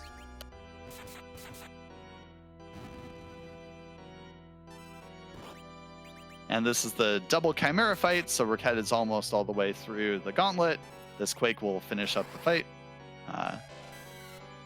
And then Falgran is through Dwarf Castle. So our runners, like Reket is ahead on checks, but hasn't really found, never mind. Well, we got a decision to make. I mean, sort of. Well, is there really a decision? Like, if I remember correctly, there was a second gentleman's agreement, and now it's much more difficult to pull off. But one of the tricks we tried to implement was during Evelyn Elixir League was getting double life glitches, and one of the ways you can do that is through spells that have a cast time that allow you to get off double one easily, provided your party's speed is good enough to do so. Ice 2 being my spell of choice, hence we like to call them nice twos. So we might see a bonus hairdryer here. But yeah, we're at 1, 2, 3, 4, 5, 6, 7. Well, we're at 9. I don't like that. It's so interesting, right? Because it halves your grind time, and if your Rydia isn't being slung, then like you really need to have the grind time. But also, like, what would you even do? I wouldn't mind peeking the Odin Throne here. Ooh, I agree. I also think okay, yeah. Bomb and Asura is fine if we get to, like, we can implement cover strats, and if we can just, well, I mean, you don't want to have 1 HP on the explosion part, but if we can just have cover on Palom and we get to the explosion part, 1 Quake should take care of that. And Vanilla Leviathan isn't too, like, the issue with Vanilla Leviathan is that the Ice 2s are going to hurt enough that its speed bonus combination can make it difficult. We do have a Thunderclaw, so, and I saw Ice 3, so we might actually have Lip 3 on Palom, which would do pretty darn close to 10k. Yeah. So there are options, but that, you know, like I think you were alluding to earlier, there's definitely a mindset of, if you can get your grind done, you can get double nuke. Doesn't matter what your situation is, just go get it as fast as you can. Yeah, so, okay. Reket used Edge to get through Val. And then, all right, peace out, Edge. You were helpful. I'm going to take Rydia. I like this play. Bahamut Rydia is fun. So we've been talking a little bit about, like, grinds, right? So this is probably the point in the seed where we need to have the grind conversation. So in Zemus Zone tournaments where the number of the tournament is divisible by 3, it has been go to the giant and do a grind like the D Machine grind, which is, you know, the group that these 2 runners are in, or do something this tournament like the Mac Giant grind. The Mac Giant grind is a searcher enemy that calls a Mac Giant, and the Mac Giant gives, like, it's like 35k XP or 30k XP, I forget exactly what the number is, per kill. And then you hit the searcher again and it summons another one, and you can do this as many times as you want. What Reket is doing is attempting to do step manipulation in order to figure out the encounter seed so that we can go into the giant and get the grind fight without having to think anymore. Right? We don't want to get dangerous encounters there until everything, like, our party is really weak, and then we finally get the encounter randomly. We want to sort of guarantee what the encounter is, and so that's what Reket is doing. Yeah, this particular grind was born from needing to find a way to identify the seed that we're on in order to figure out the encounter that's coming on without having to take encounters in the giant, because Can't Run was on. So you're not concerned with whether or not you can run from these encounters in front of Aaron, whereas the encounters in the giant can very much wipe this party without much thought. So, but yeah, this is just an example of, kind of, we'll say, the resourcefulness of our community to figure out answers to problems that are presented. So it looks like Reket has found an encounter that will eventually get him into the giant. And yes, I was going to call out Reket killed the first encounter when he could have just run. But remember that he can run on this seed. Now, that, I don't know if that has an impact. I don't think it does. I don't think it does. All right, Falgran, are you going to dart the spoon? He's going to dart a Gungnir. Okay. This will be close. I think Sid and Cecil have done, like, there we go. Okay. Falgran is also through. This is good. Did Reket accidentally take too many encounters? Yeah, he did reset, so he's resetting this out. Right, so we're going to set this up again. One thing that's kind of a pain in the butt about these encounter manips is that because your encounter seed is a little bit random going into the grind setup, it's not really obvious, like, how long it's going to take you. Sometimes it just takes a long time. yeah, you can get a 0 on your first go, and then just go right into the giant, or it can be like your 7th try and you pull a 5 encounter, 5 run encounter. So there are a couple of tricks you can do to speed this particular part up, or at least help the recognition.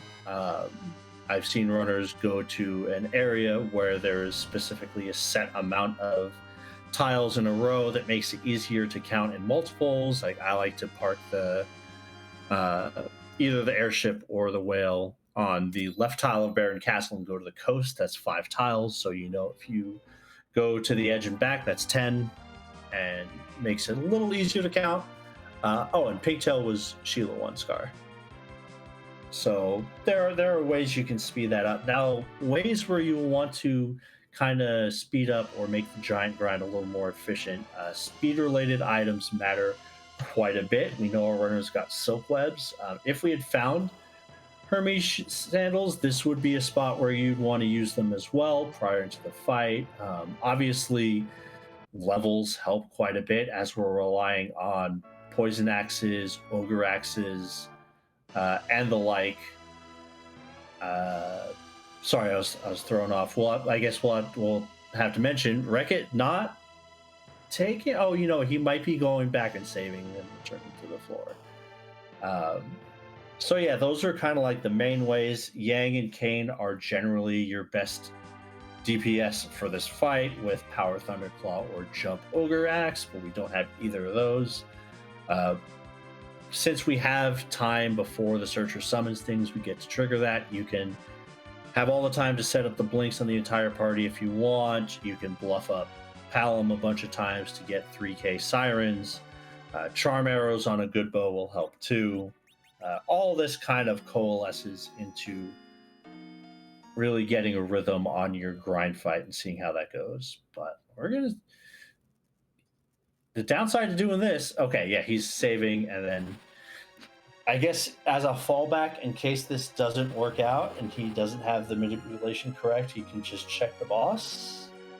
You can also do a Mac Giant grind manip from that save point. And so... yeah, that's true. Our party we have pretty good armor. Like, you still have to worry about... Hey, got him. Yeah, there you go. And you'll know you've got it because you'll see a single Searcher. I really don't like attacking it immediately. Yeah, do a little bit of setup. I wouldn't hate a stop on this Mac Giant to give you time to at least throw a Soap Web out. And like, Rydia is not important in this fight unless you were going to use her to cast Stop. So at this point, I'm just like, I would really... Cecil's pretty bulky, so like, it'd be pretty... You could probably go full cover strats here. Yeah, and I think that might actually be the onus for him doing this, is that, like, if a character gets KO'd, well, Cecil will be fine, and then you bring them back to life, and now Cecil will cover them. Falgran is going to go with cover strats for the Mom Bomb, and chuck the spoon. When I was talking about this, I was saying you kind of don't want to have 1 HP for the Explode phase. We're going to find out why very shortly if we hit it. Yeah, it's... Porum's at risk. Palom probably not at risk, but like if they were at full HP, as is. But like, taking this where you like here's a situation where you would like use Cecil's cover action on Palom, and that way you can guarantee that Palom's going to take a couple hits before, like, in case Quake doesn't get off. It should be fine if we can get Palom up.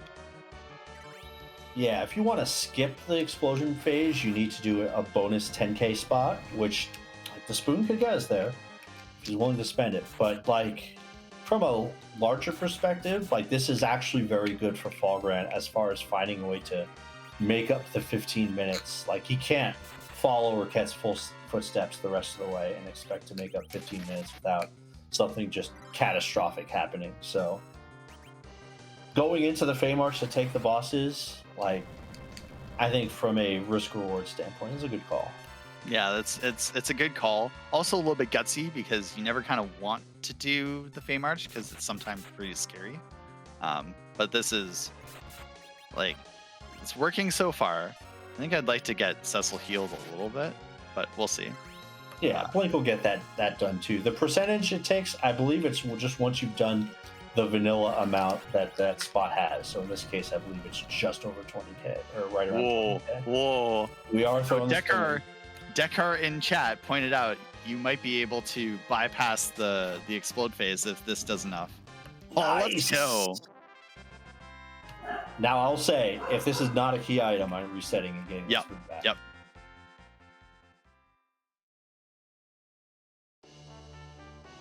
Yeah, I would reset this. Yep. He might want the experience, and if he does, that's fine. But I get it, but also no. Like you can throw the spoon at Leviathan for another 6k, 10K, right? Yeah. So. Well, yeah, it's 6 or 7k. But regardless, getting through that fight, really well done. Yeah, just what I found is that when you do a cool Feymarch fight, you are never rewarded for it. Maybe that's just me. But I've done so many cool Feymarch fights and I get nothing out of it. So I guess yeah, I feel that. Like yesterday, yeah, I won't spoil a race that happened 24 hours ago. You can watch my race with Decker if you want to see. I thought I had a pretty cool Feymarch fight. But yeah, let's now this Leviathan is going to be more of an attrition fight, if nothing else. The Ice 2s will hurt, but most of our party members should be able to withstand it. It's just there's a lot of HP here. So the other thing is, so 793 HP. Does Palom have Lit 3 right now? We know he has.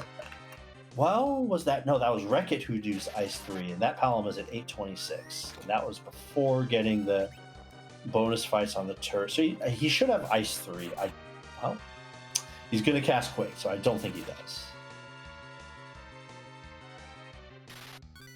Yeah, I think he's a few levels shy. I think Clapper Grind to Lit 3. Once upon a time, Clapper Grind was a thing. That was a long, long time ago.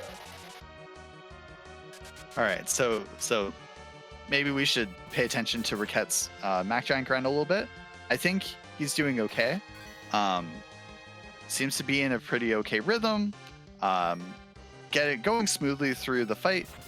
I think Sid's shooting charm arrows, and he only has 2 left. Yeah, so, I mean, he's got to fall back. He should have an Earth Hammer after that, which is because we have Porum with a Heron Robe, I'd almost rather see Sid using the Earth Hammer and give the bow and arrow to Porum.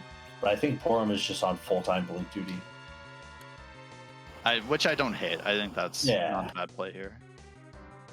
I think if we're going to get... That's done. Oh, is he stopping? Yeah, so to get rid of there, we would need 8+8. So if you life glitch 8 Mac Giants, you're going to get there.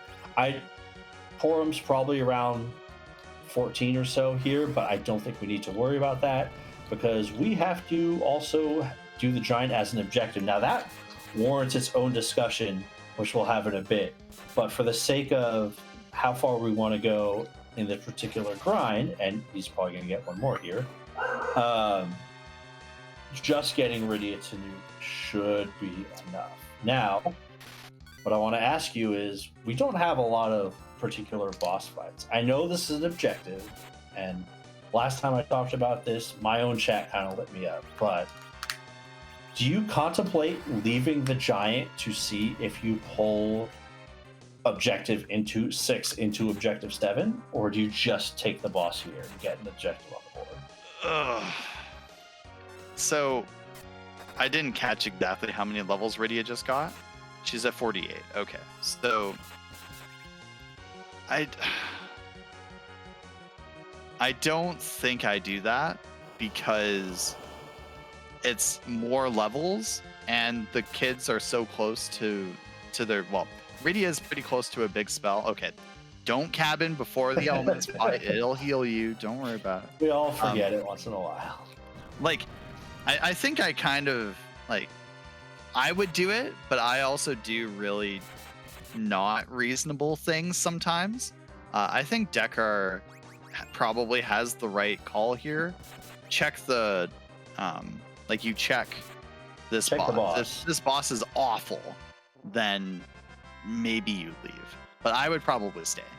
Meanwhile, Falgran through Leviathan seemed to go okay. Oh, you love Only to a see power this. shirt. Well, But okay. you love it. It's a good item. Just like, ugh. I was going through the wrong stream. You love to see what you see on Reket side. Yeah, this is free. Don't do anything. He's gonna try to get. Okay, Cecil stays alive. Yeah, Cecil's Cecil and gonna Sid are live. gonna live. But you kind of want that turn queued.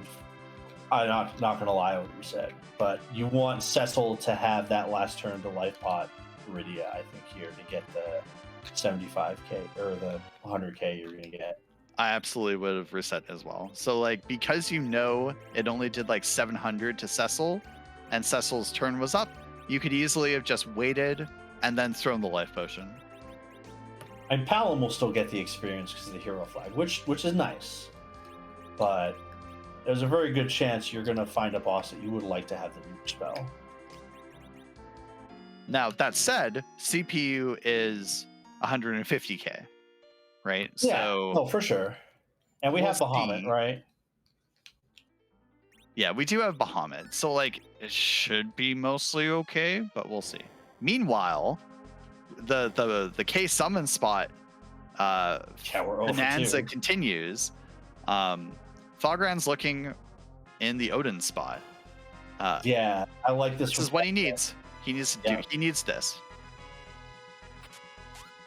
Yeah, the problem with relying on something like Bahamut on this spot is that it is really fat. Oh boy, Gross. I mean, so yes, in theory, Bahamut is great because you're going to get the arms and you're going to get the body, but this spot is very, very fast and it's going to hit you 3 times. If she gets his first Bahamut off, we might just be fine. But all right, Okay. we might be okay here.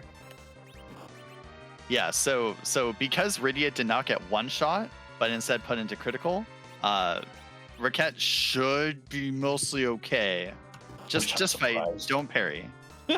do not do anything. That means Cecil will not take hits for Rydia. Right.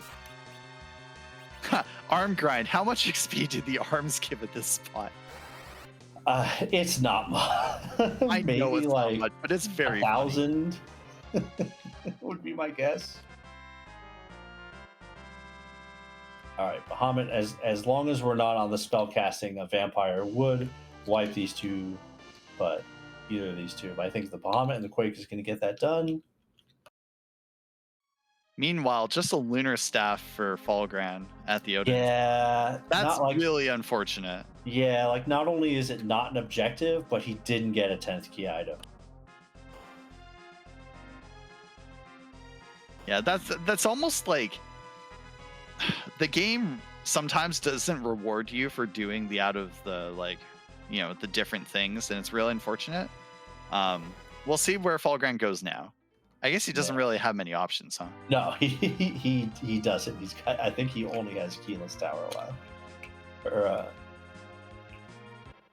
Or we're gonna check the package character.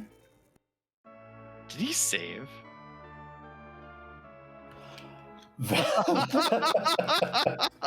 That is fantastic timing. Anyway, so you know that Yong that we would have liked some other time? Yeah. He was on the giant. We're not taking him. Yeah, we could have had a Kane for this giant grind too. I don't know if I take him now, but nah, I don't. No, I think Falgran chucked a Gungnir, so there's no weapon for him. Well, he gets the poison axe for jumping. Cecil's just covering and okay for the giant grind, sure. But yeah, post giant grind, there's not really a reason to keep Kane. We do have the Siren, so we'll be able to slingshot him. And not on Falgran's side. Oh, he burned the Siren and Evelyn. Oh, yeah. bummer. I think after that, that's something where Falgran might feel a little bit more behind, because like he knew immediately that was a mistake. Um, and so sometimes that's something that will like, get you a little bit off kilter. Um, but we'll see. All right, this is Uh, good. Actually, good news for Falgran if Reket's plan is to finish up the blue planet with the levels. Uh, right, because there's nothing here. yeah, There's, now these fights are going to go faster, much oh, much for sure. faster. But it's better than him not doing them at all. The Baron basement spot just gave a lunar staff, so Rikette's going to be kind of disappointed. But if this is Scar mentioned it, if this is a package at D-Mist with an objective or two, Very funny. that's an out. That is a way he makes up time. For those of you who are wondering what we're talking about, normally Bedward, like Edward in Troya Castle, gives you a key item, the Twin Harp. That was not demissed. In Free Enterprise, it is an option where you can set Rydia's mom in Mist to give you a key item after you defeat Demist. So Falgran was looking for Demist at the package spot to see if that was a potential out. Yeah, Decker mentioned this. There is an argument if you're going to invest the time into hoping for a demist bailout that you check the first boss inside. I think I would have done that too. But yeah, we blinked, a Bahamut was cast, and the dolls are done. Surprisingly, well, okay, Reket's walking this out because he wants the experience, I guess, for Balam. I'm not sure. I It's didn't not that see much. if he saved. If you didn't save, fear of not saving is certainly a real thing. But yeah, like that's what 20k experience normally, and then the dolls would give putting that down to like 5 or 6. yeah, something like that.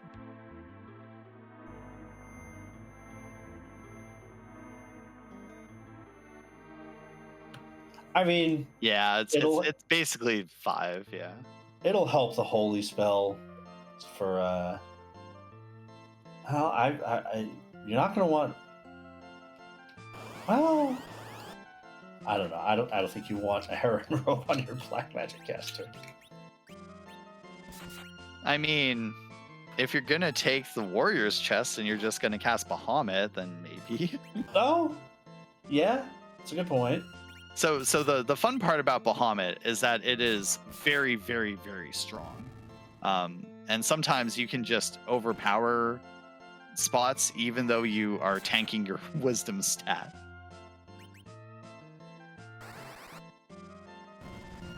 But it looks like, okay, so Rikette's going into the Fey March, gonna waste some time here. Falgran's doing the darkness. We know where the darkness is. It's at this gauntlet. I don't know what he's gonna do after that.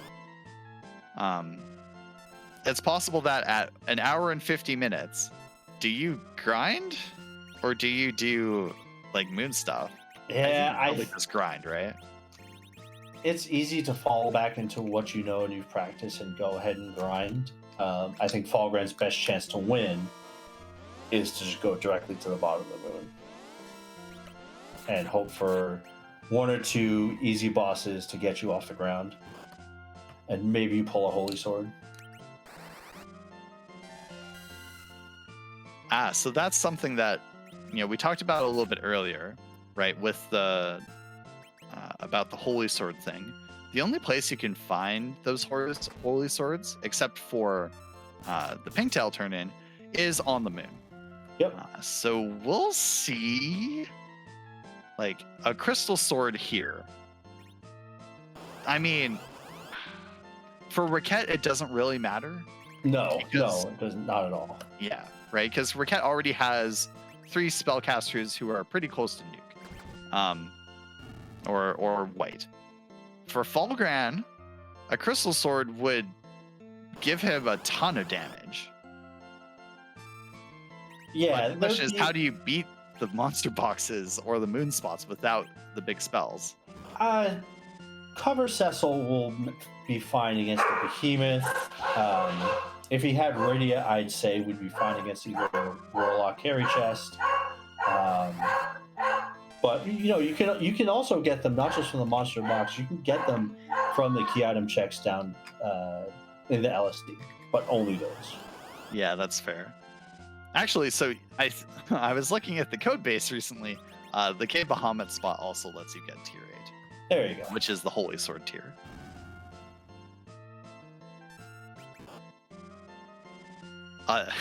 So we talked a little bit about the grind, right? We saw Reket do the Mac Giant grind. There are other options, right? You could do monster boxes on the moon, preferably with 10 key items, because the double XP from those fights is significant. There's another fun grind you could do. I don't think they know how to do the red D ×3, but it will warm my heart if we actually see Falgran do it. So, just to be explicit, the at the bottom of the LST in the lunar core, the crystal floors on the way to Zemus, one of the encounters is 3 red dragons, which are it's possibly the most dangerous random encounter in the game. But if you have Cover Cecil with Dragoon armor, you're basically invincible, unless you leave 1 red dragon alive. So if you have AoE like Palom or Rydia or both, then all of a sudden, it's really easy to take that fight on, because they just punch and it's pretty trivial. Falgran's looting the... Oh no. Okay. He did pull a Ninja Blade, so he's got Mura Ninja for the LST if he wants to go straight down. Yeah, that's not bad. I was kind of worried. That's a defense sword. I guess that's something. All right. Yeah. Like, if we're looking for things that are going to push us to do a grindless LST. Now, I feel a little concerned about the end game relying on Porum as our white mage, but you could be feeling we'll cross that bridge when and if we get there. To piggyback on what you're talking about, the crystal floors and LST, there's a couple encounters there that even if you don't want to necessarily set one up, that we could do pretty easily. We saw a fight earlier this week. We have an Earth Hammer and we have a Thunderclaw. Yo. We could try to fight an Evil Mask. Let's go. Like, we got the Heron Robe for Rydia, or for Porum, to get the Zerkoff on an Earth Hammer Sid. That's going to hit for pretty close to 10k. That'd be so cool. Because we saw an Evil Mask fight in a match that Invent comped, I believe, this week. That's awesome.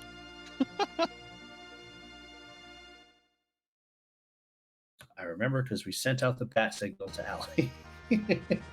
Perfect. All right, Reket getting the bad news that the Ashura spot also does not have anything. And so he's exiting out. Peace out. Time to go do, I guess, the moon. Knows there isn't really another option. Yeah, literally nothing left. So Falgran has raised the whale. Let's see where he chooses to go. He's shopping for something. Yeah, we might. Are we? He's found silk webs, I think. Maybe that was just Reket who had found them. I mean, if you had a siren, you'd want that in your spell, but you don't. I should mention that even though from our perspective, and this perspective of viewing, that him not grinding is the best way to at least pull a little closer. If he is so choosing to grind, it is completely understandable that we've had a pretty rough time of it. If you just want to get your party to an overwhelming level, I get it. Yeah. Like, at some point you have to beat Zemus, right? We're not playing a flag set where you don't have to beat Zemus. So at some point you have to do that. And I think it's possible that, the best way to do that, especially on these flags, is to go into the giant, do your Mac Giant grind or something, and then call it good. And I think that is what that's what Falgran's setting up. Yeah, for sure. Scar mentions this in chat. Not having the pass means you ideally, if you are hitting go mode or you're hitting something that you want to bail on, or there's any kind of scenario where you are avoiding doing that 2-minute walk down to the bottom of the LST, you would want to do Cape Bahamut first, Murasame Altar second.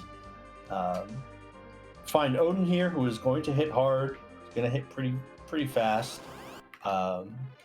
And we would like to have a Thunderclaw user if possible, but Nuke should get it done. Or a little over 30k here. Yeah, it's 37. Realistically, you can nuke. Lit 3 is going to do 10k. And like the Odin spell, the party wide Zentetsuken thing, it's not really going to do a ton. Not in this spot. That is based off of Magic. If we were in different spots in the LST, this would be a problem. But here, I think the Mage survive. Cecil and Sid, I'm pretty confident in. If this was the Wyvern Altar, they would certainly all survive. Yeah. So something funny that happened on Falgran's side when he was setting up the Mac Giant grind. He's got the fight. He got surprise attacked. I didn't know you could get surprise attacked with levels where he was. Yeah. Also, look at that. That's an objective. That's an objective. That is the Sand Ruby for Reket. So that's 5 objectives available. Yeah, so a Tower Key, Earth Crystal, or Legend Sword put us in go mode. So I think we are almost certainly seeing Murasame Altar next.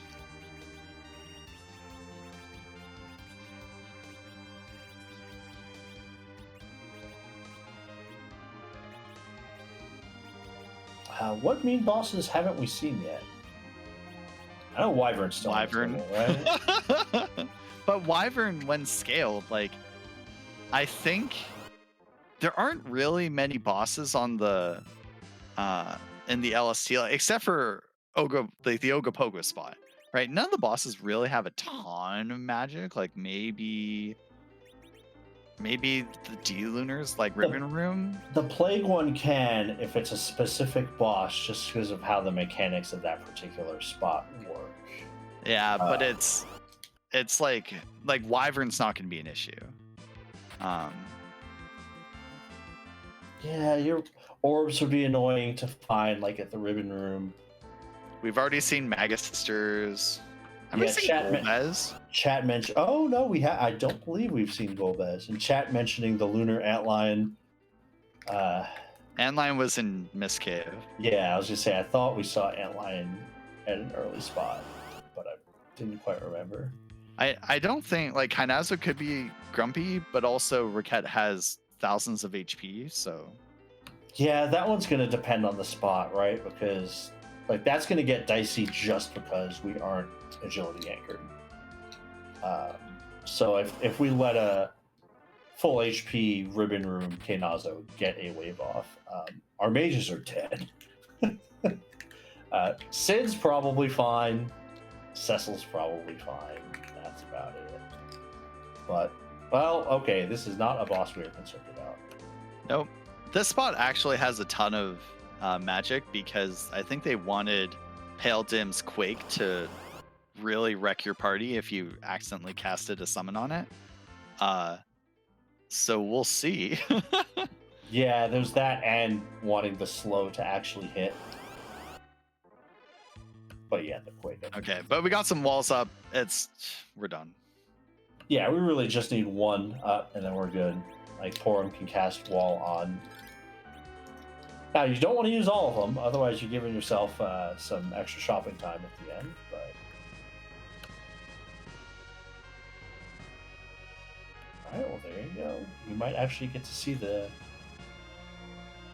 If it's a straight 10K to the whole party, I would imagine so.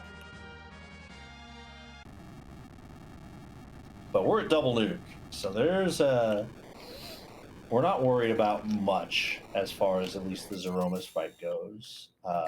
There's white, yeah. I think Reket's got the Zeromus fight that he wants, I think. Okay, do you bail on the moon for the Lukaki check? No pass. Needing one of 3. No pass, I think you do. But Reket isn't. Otherwise, he would have exited out. Okay, take 2 for Falgran. Something happened the first time. I guess maybe botched the manip a little bit. Unclear. Looks like he's got Earth Hammer, Poison Axe, and then probably Thunderclaw Mura, and then Palom. So yeah, and even Heron Robe Charm Elven, I think, for Porum if she's doing something other than casting Blink. Same thing. We're gonna go right in.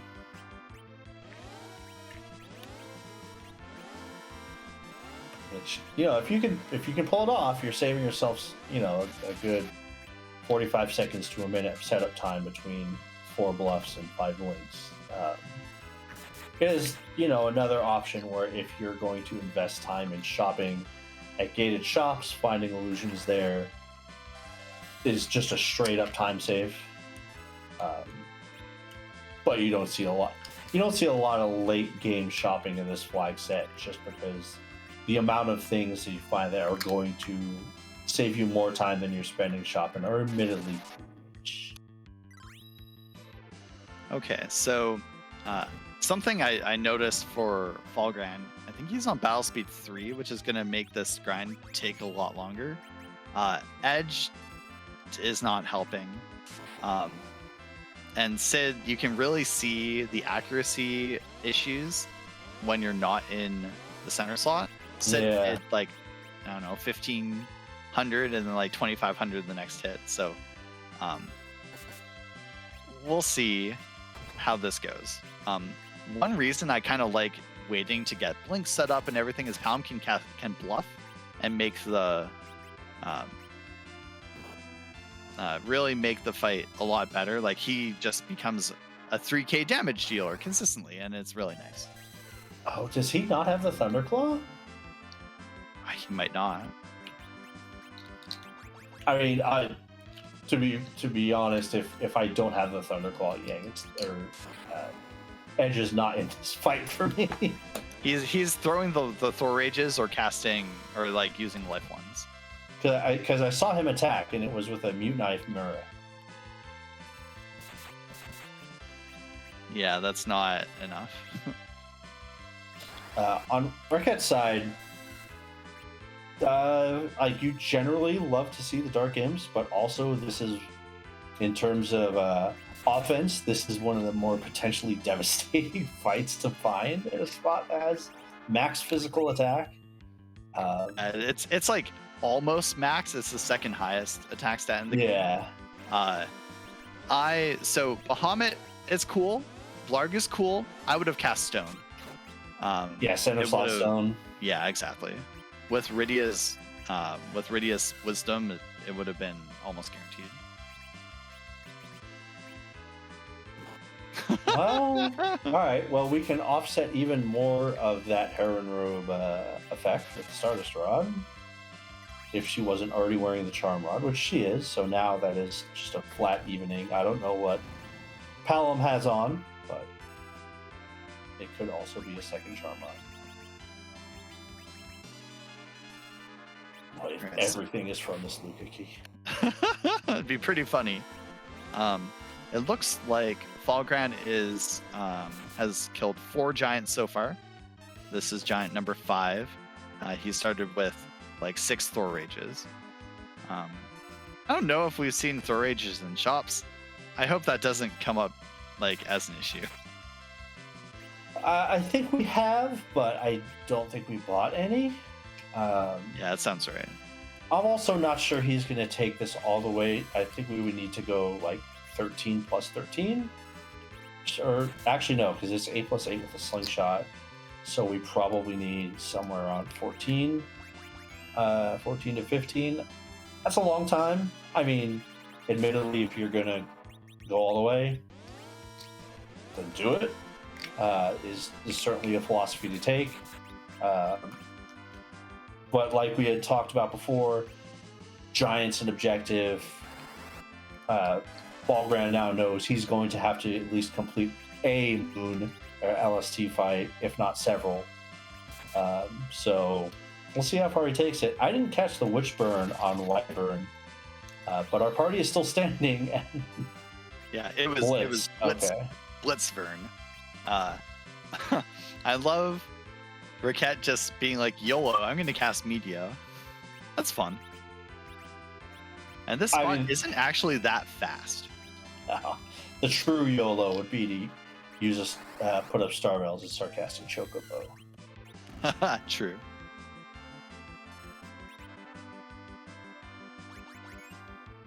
Yeah, Blitz could, like, in a different fight, in a different context, a party-wide 50% of your max HP attack, sans lightning resistance, could be pretty dangerous, but as it stands right now, like, even if we get to the nuke phase, you're going to see that the magic power is static, so it's not going to do that much damage. Like, Sid can take 2 of those and be perfectly fine. Yeah, something interesting about the randomizer is that generally all of the like spell casting stats were like they're scaled based on, you know, the base, the spot you're at versus the boss spot, whatever, blah blah blah. Everything except the one thing that doesn't scale sort of correctly is changes to your spell power. And so Wyvern doesn't get huge nuke power, it's just static. And whether or not that's a bug or an intentional game design, well, it sure benefits us. And if you ever want to see what it's like when it's not like that, there is a randomizer for the Pixel remaster called Falcon Dive. It's actually really fun. Definitely recommend someone checking that out. And what did we get from that Wyvern? Lunar Staff and Green Armor. Wow. Meanwhile, Falgran has done his grind. I don't know. I didn't quite catch the experience totals or the spells, so I don't know. We'll have to see when we get to the save point. I did notice that the Searcher took like 1800 from an attack at some point, so it looks like he's just going to get the rest of XP from the giant bosses and then maybe finish up on the moon. Yeah, I think they actually wound up at roughly the same level minus the one slingshot that Reket got. Yeah, 47-ish or so. So they're close, but not quite there. Milan Z is an excellent boss to find at any high HP location because its weaknesses are plenty and damaging. Yeah, so this is what, the White Spear Altar? Yeah, we only have, after this, right? We've only got a Crouching Tiger, Hidden Demist, the Masamune Altar, or whatever goes through that Luka Key. Man, if this is an entire chain behind the Luka Key, the seed belongs in the Hall of Fame. Ah, there it is. All right, there's the Earth Crystal. That puts is in go mode. Now, if we won't get to see it turned in, but if when Reket does the Tower of Zod, if we see Demist at spot 1, I'd be a little I wouldn't be. It's not something I expect my opposing runner to do, but from us seeing Falgran taking the package specifically to check for Demist, if it turns out that there was go mode or even a key item behind Zot 1 Demist, we'll that'll be something.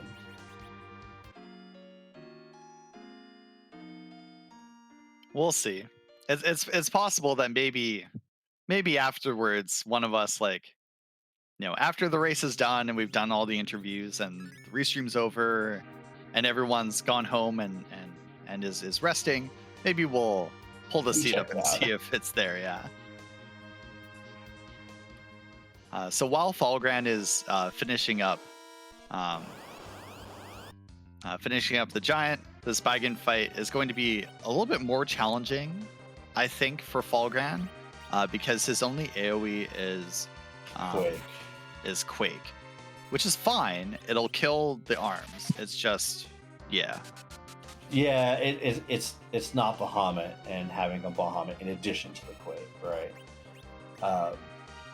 Yeah, I'm thinking about, like, for the Z fight, we have an assassin. Like, the concern you have. Oh, there's Rosa. Sure, would have loved to have you 2 hours ago. The concern you generally have with the Z fight is you want to be at least 28 agility. It can be done with just underneath, but if you can avoid it, however, pretty sure both our runners have an assassin dagger, so that will take care of the agility part as far as Palom is concerned. So really just a case of executing, right? Like, IMO, the double nuke reflect kill, is the fastest Z fight you can get. So we'll see if Reket can pull this off. But otherwise, yeah, we're gonna head. There's no chance we look at the treasury, right? Nah, like, not like 2 hours in, and I love that. Appreciate it. I appreciate it. Like, the only possible thing you could want is like a crystal sword, but we don't need it, so it's fine.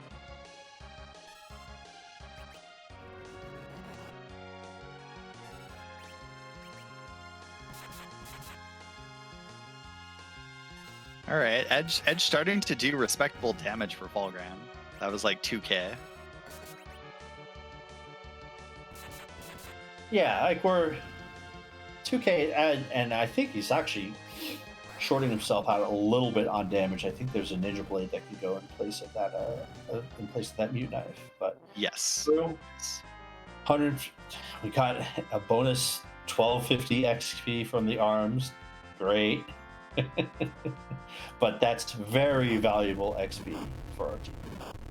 Yep, I think Palom and Porum are both 1 level off of the big spells. Porum has Cure 4 though, which is sort of, given that we're probably not doing a reflex strat, is what you need. So about that Zemus at Zot 1, huh? Yeah, well, we did find something annoying. You're thankful this is not a Zot 2.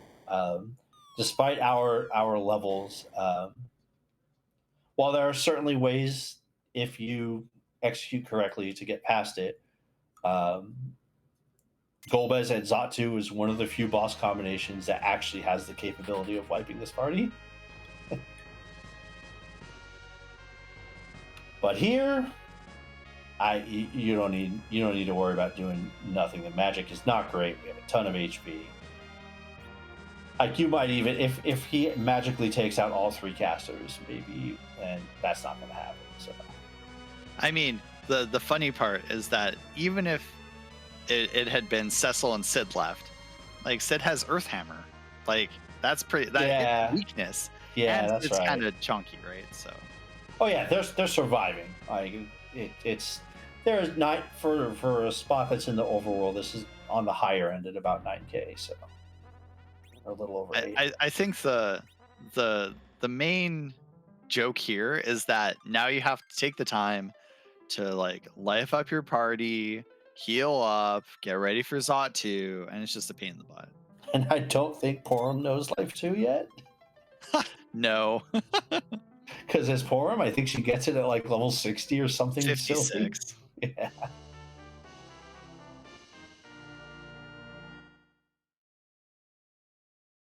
Oh, she does know it at 57. I would just cast Life 2 3 times. There we go. But yeah, that's fair. I guess that's a good point. Reket has tons of levels right now. Okay, so good news for Falgran to a degree. Skipping Cave Bahamut. Yeah, he's Skipping gonna Murrah go Altar. bottom up. So if he does, if that, we don't know what that Masamune altar is. That could be a legend sword, which would put him in go mode, I think. So Falgran Yeah, did because he's done the lead giant. the giant, right? So that objective is done. Falgran needs 2 items, right? He needs either legend, like it's legend, or sand ruby, or earth, or tower key. Yeah, we know that Sand Ruby came from Cave Value, so from our perspective, he needs to find a legend sword or the tower key. And they both could be at that Masamune altar. They could also be from the Earth Crystal if he's feeling really, really, really bold. Yeah, we'll see. So fun story. Reket went into Porum's spell menu and then backed out. Paladin does not absorb light. Yeah. You can It's just the- cast light. It's fine. It's the wrong pale colored version of that sprite that absorbs the holy spell. Yeah, most people, because that dark elf dragon form will absorb it, and this Paladin will absorb fire, ice, and lightning. So it's easy to just think anything that's not non-elemental is going to absorb if you're just trying to clump them all together in your head. Yeah, let's see if we get a 7 out of 6 hype.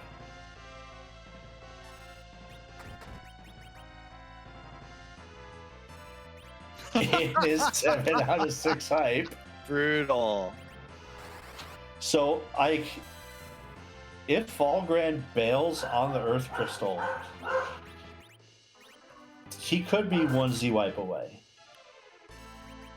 Yeah? There's no way you bail on the Earth Crystal. It's a really tough call, but like you're at 218, you might feel like you need to make a wild play. So the Earth Crystal was from White Spear Altar, I think. was that White Spear Altar? So he should get it after this fight, or after the next fight. True. And this spot actually might get the kids Falgran doesn't have the power overwhelming that Reket does, but like he's got enough levels that I think. Yeah. Porum, excuse me, what are you doing taking 1400 damage?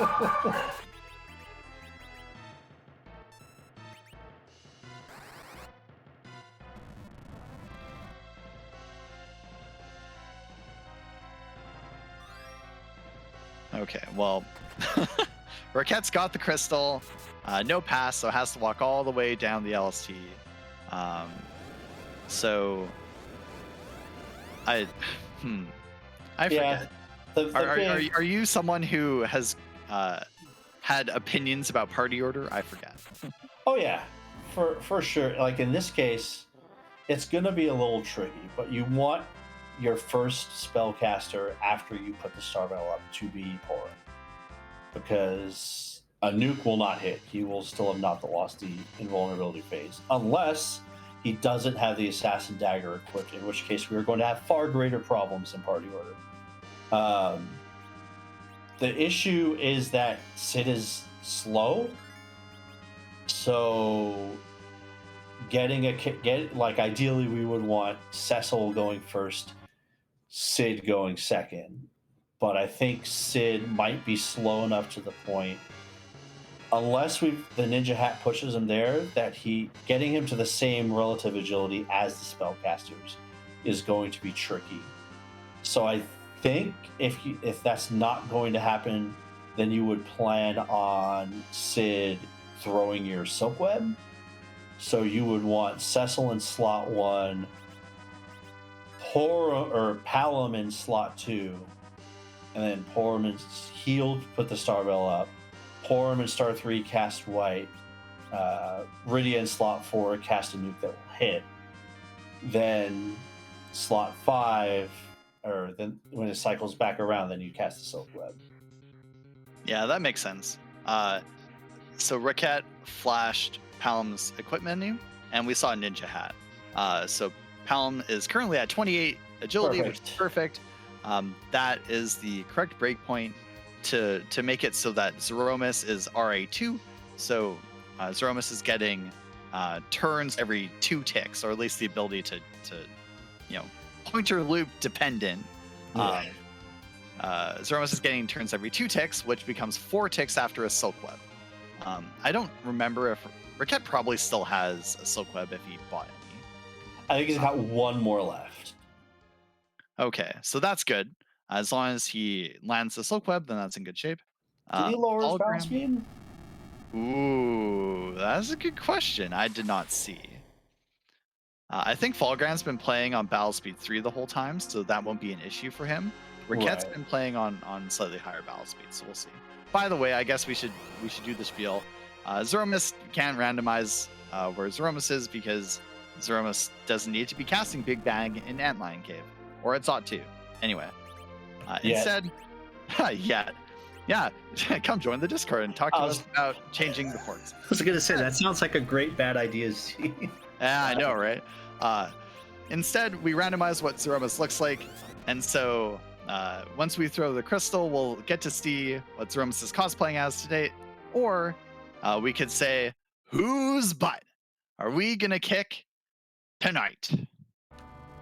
And the answer is, that's gross. I don't like this boss. Isn't this a Final Fantasy 14 raid boss now?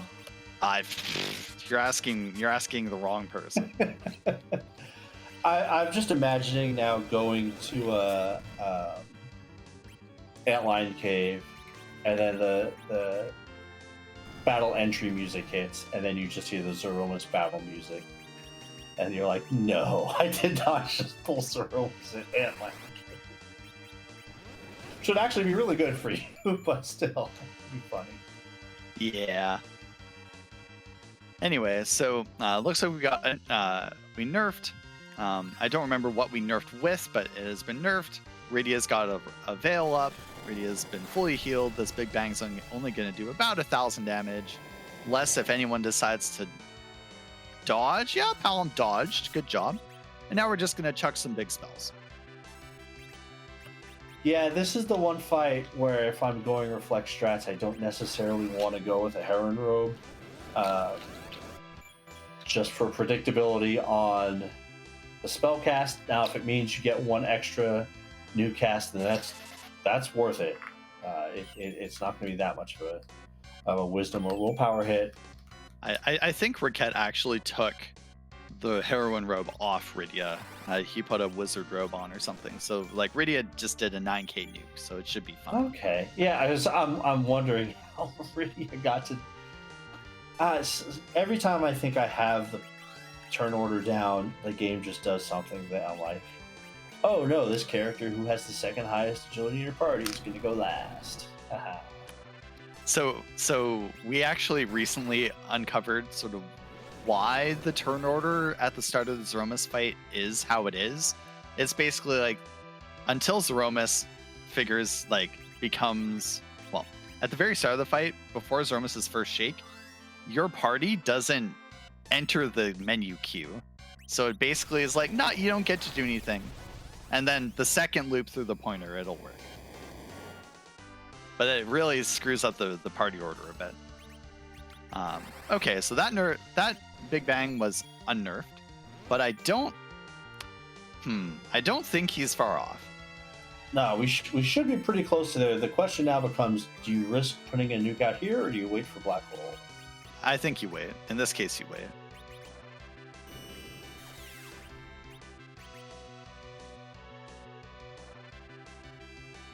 Yeah, I don't think you bother getting Porn back up. You just chuck your 3s at the rest of your party with Sid and Cecil. Yeah.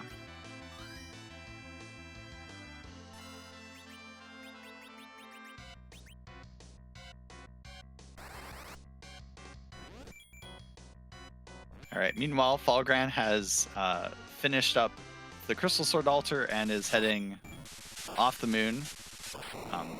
And then there it is. It doesn't really matter because Reket has indeed finished the seed. We'll get the final time soon, but GG's to Reket with a 225.58. This seed was garbage, and so getting through it as well as they did, this was definitely worth some accolades, I think. Yeah, I'm not really sure where to start. We are joined by both our runners. Congratulations to both of you on getting through this seed in one piece. We definitely gave you some challenges. I guess we'll start with the overworld. How Val kind of threw a monkey wrench into your plans. I guess we'll start with Reket. How you feel like that overworld treated you? Oh god, that was awful. I was feeling pretty good for a bit. Strolling into Baron Castle, I'm like, yeah, because I got Twin Harp. I can go knock out this objective, go to Twin Harp right after, and then Val showed up. I'm like, is this a bad spot for her? And then everything started to miss. I'm like, this is a bad spot. Yeah, that was a pretty rough. Falgran, I know you went for it a second time. How that Baron, huh? Yeah, that Val was my my Achilles heel. I'm glad when I got that edge and just decided to throw that arsenal. I was about half a second from throwing that. No, I didn't have the student at that point, I don't think. But if I did, I would have. I mean, you both almost did.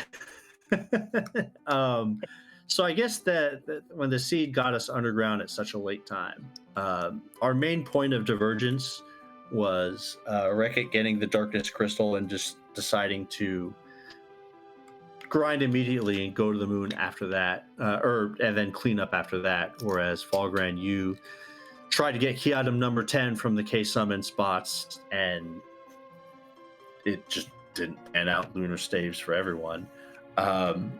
Any idea regarding the thought process for both of you about where you felt your head was at that led you to make that particular decision? Well, I know for myself particularly, I knew that the top of the tower was going to be Gauntlet because I had saw the Water Hag in the back of Watery Pass. So my whole thought was, I don't want a single dive tower, especially with Super Cannon being an objective, and I really don't want to deal with top of tower Gauntlet. So that was basically why I blast locations. Like, I don't want to deal with this. I'm going to do all the easier objectives first, and of course, it turns out the one time I don't single dive tower, it's Darkness Crystal. I mean, you were both. I think you were both pretty close as far as when you decided to check Keyless Tower sequentially. It's just in Reket's case, there was the grind immediately after it. But yeah, no one wants to do a gauntlet. Totally understandable. I think that's really about most of the stuff. I mean, we got to address it. This is, as far as I can remember, our first sibling rivalry tournament match that we've had. So, how is it coming into this particular match, Reket? How is that going?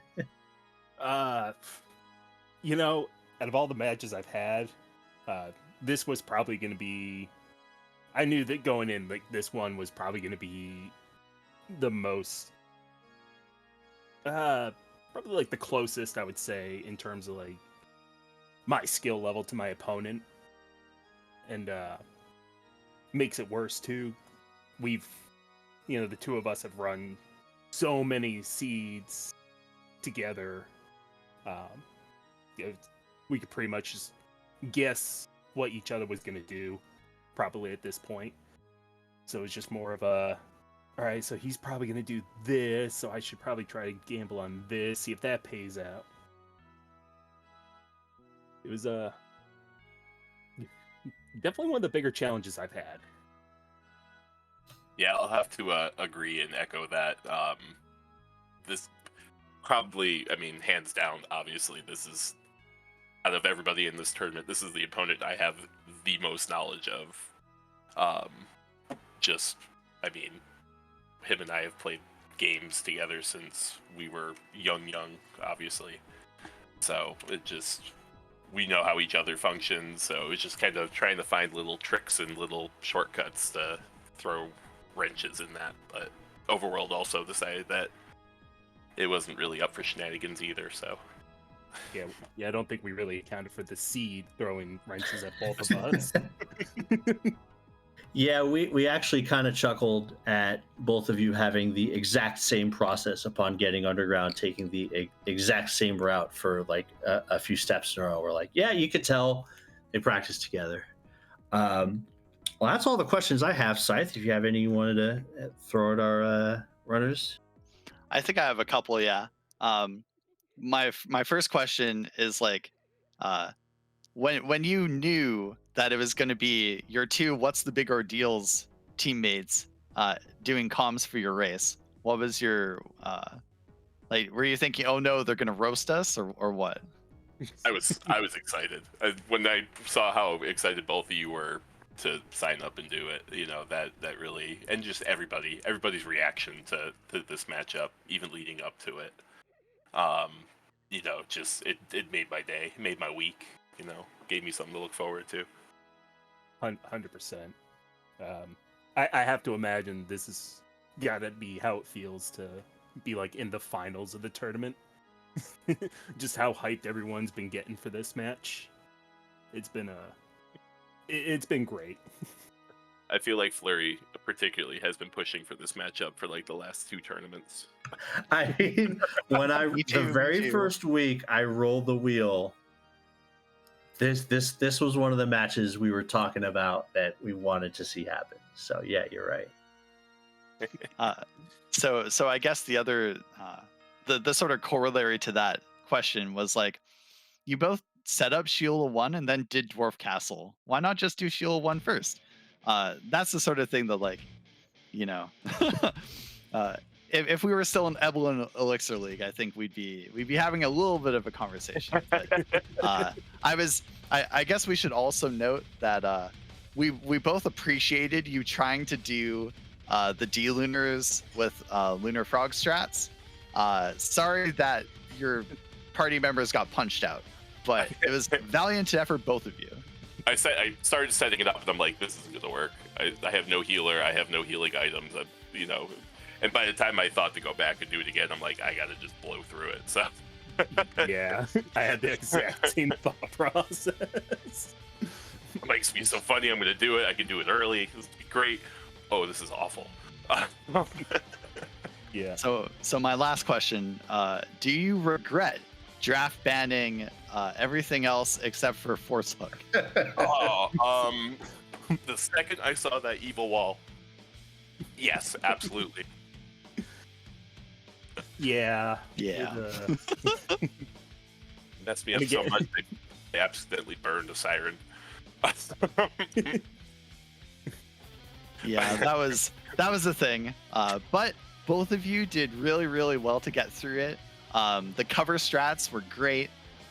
Just the problem solving that both of you showed to figure out how you were going to get through that fight without necessarily like getting overwhelming levels, or just like even doing like a mini grind in on the hook route, right? Like, you problem solved, and to me that was like one of the highlights of this race was watching both of you figure it out sort of on the fly and get through it. So good job to both of you. I'm really proud. You know, I hate to sound like I'm talking you guys up because you were doing commentary with us, but you know, we owe a lot to you too, taking us in with the Evelyn Elixir League and teaching us all this stuff. I wouldn't have been able to do half the tricks I've been doing without you guys, so we really appreciate everything. 100% agree. The run buffering definitely warms my heart. I'm not gonna lie. I guess the only other thing before we wrap things up, I guess for Falgran, was there any consideration to diving the moon without grinding at all, given everything that had happened to the seed up to that point? I had half a thought of doing it, because I don't think anybody wants to hit the 2-hour mark and having to set up a Yeah. giant grind. But I also didn't want to get to the moon and then have to run around. I really just wanted to, once I was up on the moon, I wanted to spend as little time worrying about, where I was going to get levels and what was going to be in my way. Because I even got, when I hit that wyvern in the riven room, I just rolled over him. It wasn't even a big deal. Yep. Cool. All right. Well, I guess we could start to wrap things up. Any final thoughts on this seed or this race in particular? We'll start with you, Reket. I'm getting rid of Force Hook every single time now. Boy. Absolutely. Seemed like such a good idea. It seemed like the best of the worst options. We just needed to swap that Sparkle boss with a Lopogo, and then I could have given you the full experience. But yes, completely agree. How about you, Falgran? Anything else? Any other parting shots before we wrap things up? Obviously, this has been a dream matchup for myself coming into this. So I'm just very excited that I got to share the stage with my brother. And yeah, even if I did lose, just know I'm still the favorite. Oh, someone's gonna tell mom. Yeah, hold on, let me pull her real quick. But I love all you guys. Thank you for all the work everyone put in. And just, yeah, I hope everyone enjoys the rest of the matches that we have this weekend.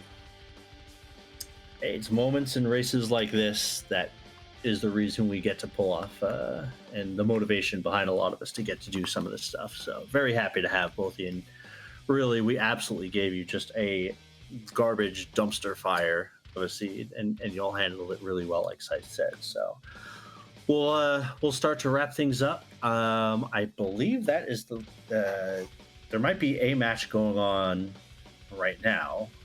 Let's go ahead and pull this up. But in the meantime, just keep your eyes out on the Discord for any other matches that we're doing, either on the Free Enterprise channel or on RPG Limit Break. Also, I believe there's an RPG Limit Break related event coming up next week. Is that right, Scythe? Yeah, so next week starting on Friday at 9 o'clock Eastern time in the morning, the Final Fantasy Series Relay.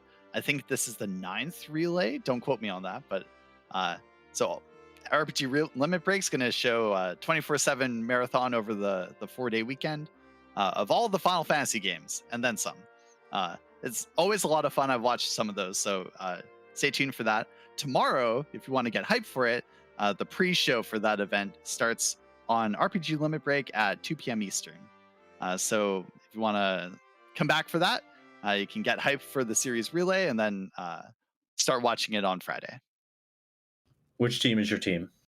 Ooh, I gotta go Team Tonberry.